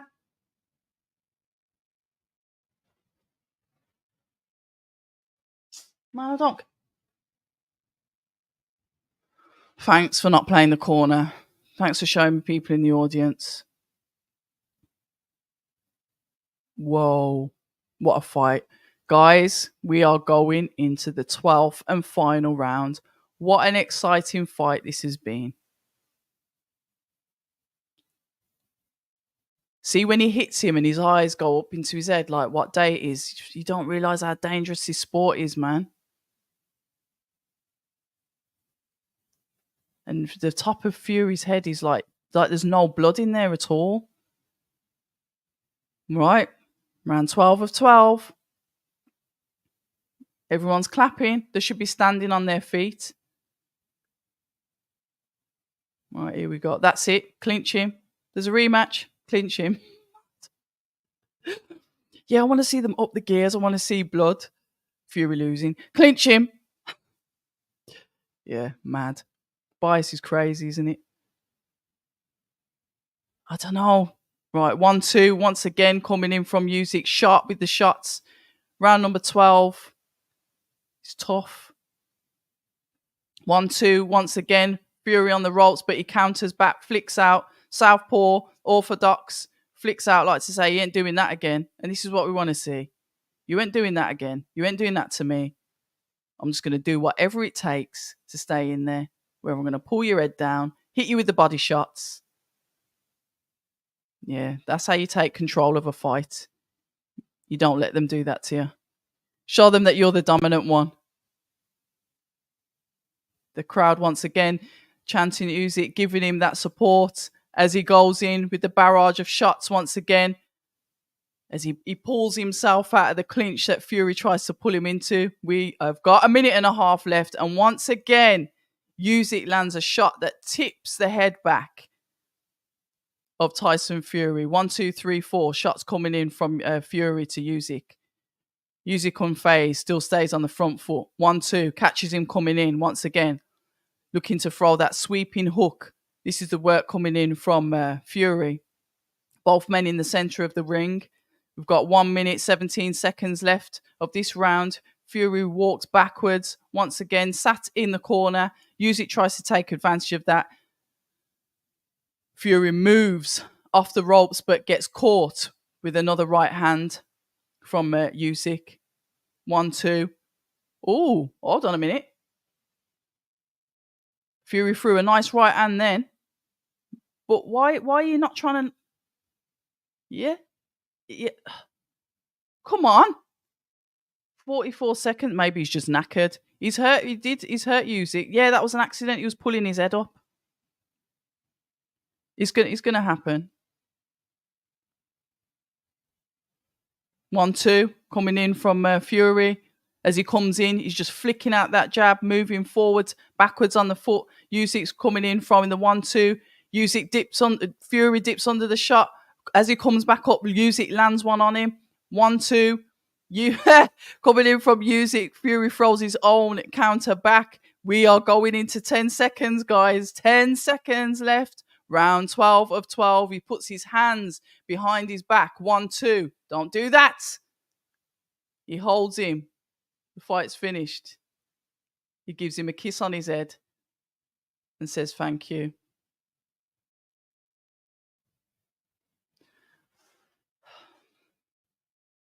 There's a rematch, and it.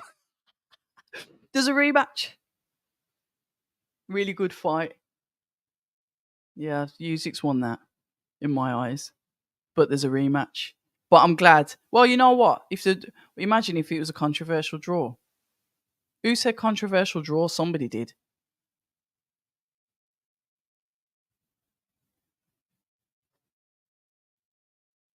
Yeah, he was. Oh, they've got respect. That's good respect. After all of that,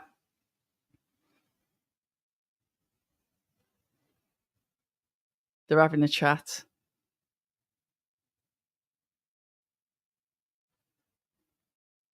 His brother gives him a hug as well. He rubs him on his head, kisses him on his head. Good sportsmanship after. We'll see how it goes. Like I said, there's a rematch anyway. I can't watch. Oh, that was terrible when he was all over the place. That was absolutely horrific. Mate. Yeah, he should have. He should have jumped in. He should have jumped in. Any other fight, if that was a prospect, that would have been waved off. But like I says, when it comes to world title fights, we've just seen the same with Cacace and Cordina, or Cordina Cacace. Yeah, we saw the same thing. High stakes, more risks, more things that are allowed. Good fight though. I'll quite happy watch a rematch of that. I enjoyed it. Usyk confiscated Fury's gravity. Good fight though, really good fight. Fury all over the place. Tyson looks done. We are seeing a very, very good fight. That's what we're seeing. A very good fight. Fury's about to find out what he's made of. Gold. Yeah, absolutely. Yeah, there is. It's got to be a rematch. The loss will destroy him. But don't say that. No, we don't want to. At least they're very respectful afterwards. But to be fair, Fury is like that after fights. And Usyk is the consummate professional. He's always gentlemanly anyway. He's never rude, is he?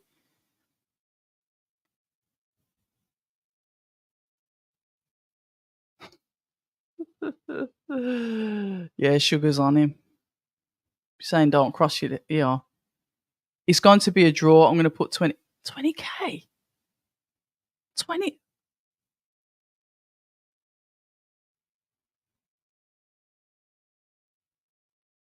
Yeah, respect shown with all of them. All of them. Alex, His Excellency. What do you think they're going to do, guys? Do you think they're going to make it? They can't make it a draw. What's saying? Mate, there'd be loads of nervous energy. I'm a bit behind in the chat.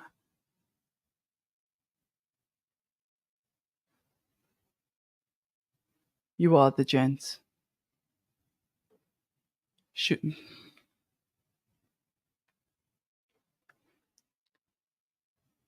Yeah, it can't. Yeah, they've got a decision in. Yeah. Sorry. Michael Buffer's got a decision. How dare I? Got the MC wrong. Right, what we saying? What we saying? What we saying? Yeah. Scorecards. Manuel. 115. 112 for Usyk. 115, 112 Usyk. 114. 113 Fury.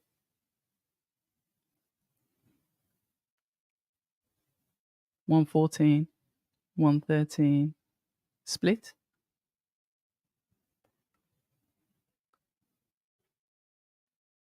Yeah, they'll give it to Usyk. Quite rightly so as well. He did win. Yeah, he's done it. Undisputed. Yeah, I'm glad. I'm glad they gave it to they didn't do any jaggeries. Good fight. Really good fight. We've got to be there for the rematch. 100% there for the rematch. Where's let's have a look. They're giving him the undisputed. Yeah. You know, I like to see, the boxers, they care that much about the fighting that you can bring them to tears because of everything. Honestly, fighters are amazing people, man. I've got so much respect for them. So much respect. They are amazing people. What a good fight.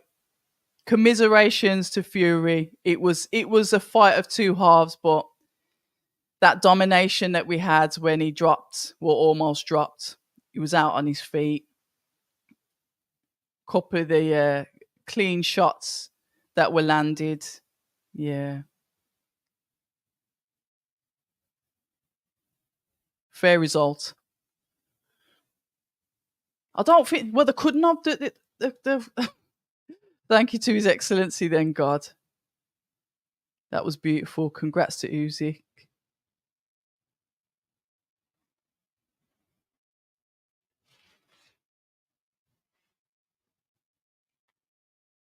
I don't know what he said. What did he say? Thank you so much for my team.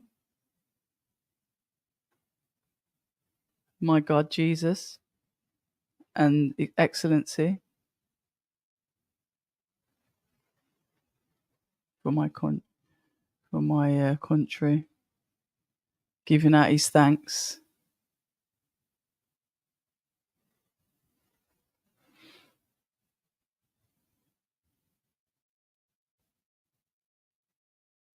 Will it be October? I think it might be closer to like December. Sorry, I've gone quiet on here. It's because I'm listening to what they're saying. Fair play. He's not a bad sport. He stays in the ring.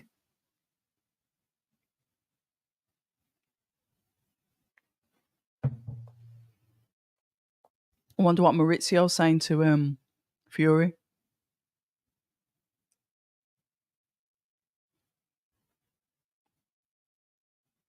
Very good fight. Let's have a look. Oh, bless him. He was. It was a good fight. Oh, look at them. They give each other a hug.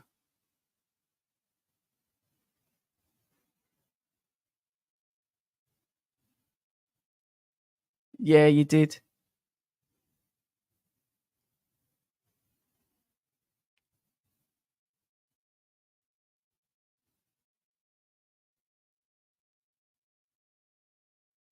Where's he going?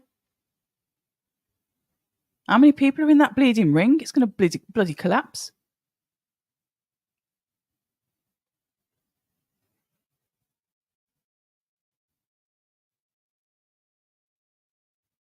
I'll be back. Got a rematch clause. And obviously, thanks, Jesus, for all the victories.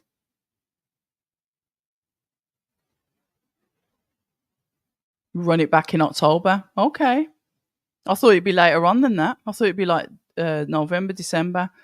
Absolutely fantastic fight. Super. Nah, I don't want Fury to call it. Yeah, what's Frank saying?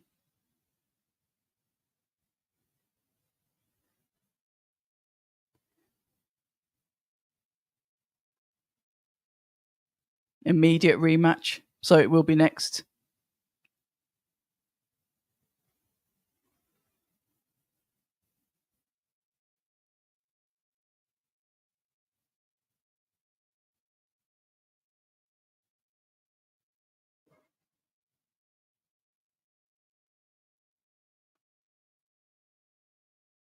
Is there any arguing in there?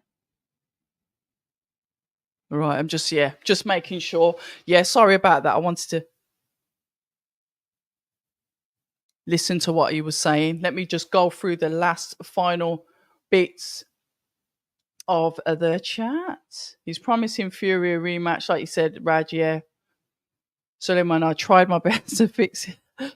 Oh, he won full stop. What a man. Yeah, he did. He did. The right man won. Why is Ade going to Fury? Speaking to both of them, if both of them stay in the ring, they were both champions. Why not speak to both of them? That's normal.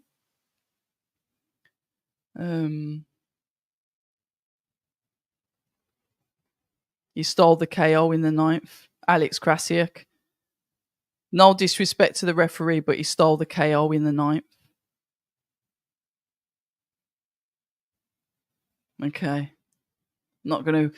Yeah. Well, won't be surprised if Fury calls it a day, to be honest. I bloody hope he doesn't. Fury's first loss. It's tough. Tough. And he will know now he can lose. It's a bit brutal. I won't read out the last bit. Stephanie is a great woman. Oh, Steph. Sorry, I've just clocked that. I was about to say she's a great woman anyway. Thank you very much for the donation, Steph.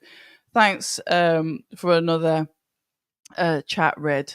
No, thanks for listening. Thank you to all of you that are joined in this evening. Like I said, you could have gone to 5,000 different channels, or you could have just turned it off and watched it on the TV at home.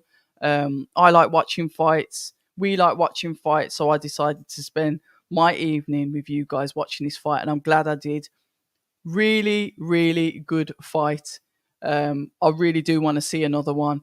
Yes, the ref could have stopped it in 9. We've discussed that.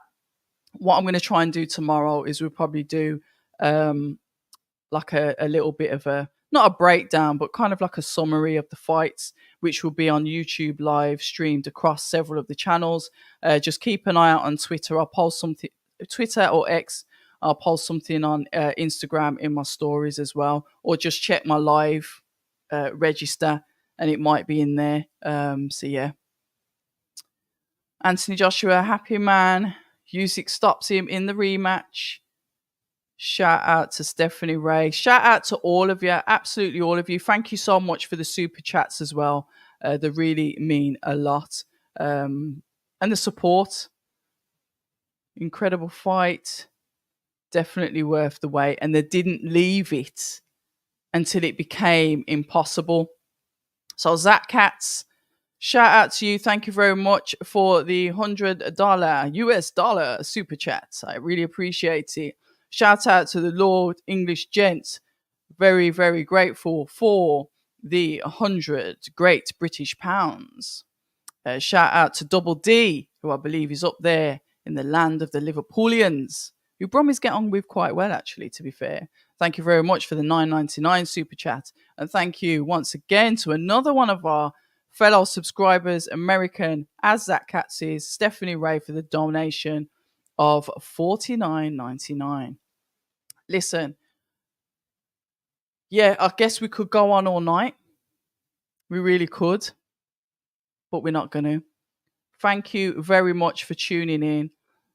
I think the next live I'm doing is a 5x5. I'll probably be at the Taylor Catterall rematch. I probably will be there. So I don't know if I'll be doing a watch along. If I'm not there, I'll be doing a watch along. But after that, it is the 5v5. Listen, it's been a long day, a long night, and I'm going to go. So thank you once again. And you know what we say at October Red? Stay ready. Au revoir. I wonder how I can, in fact, I might try and mess around on this. How do I do this? Brand. Ignore me. I'm messing around. How do you do this now? People say I'm toxic, and honestly, I don't care.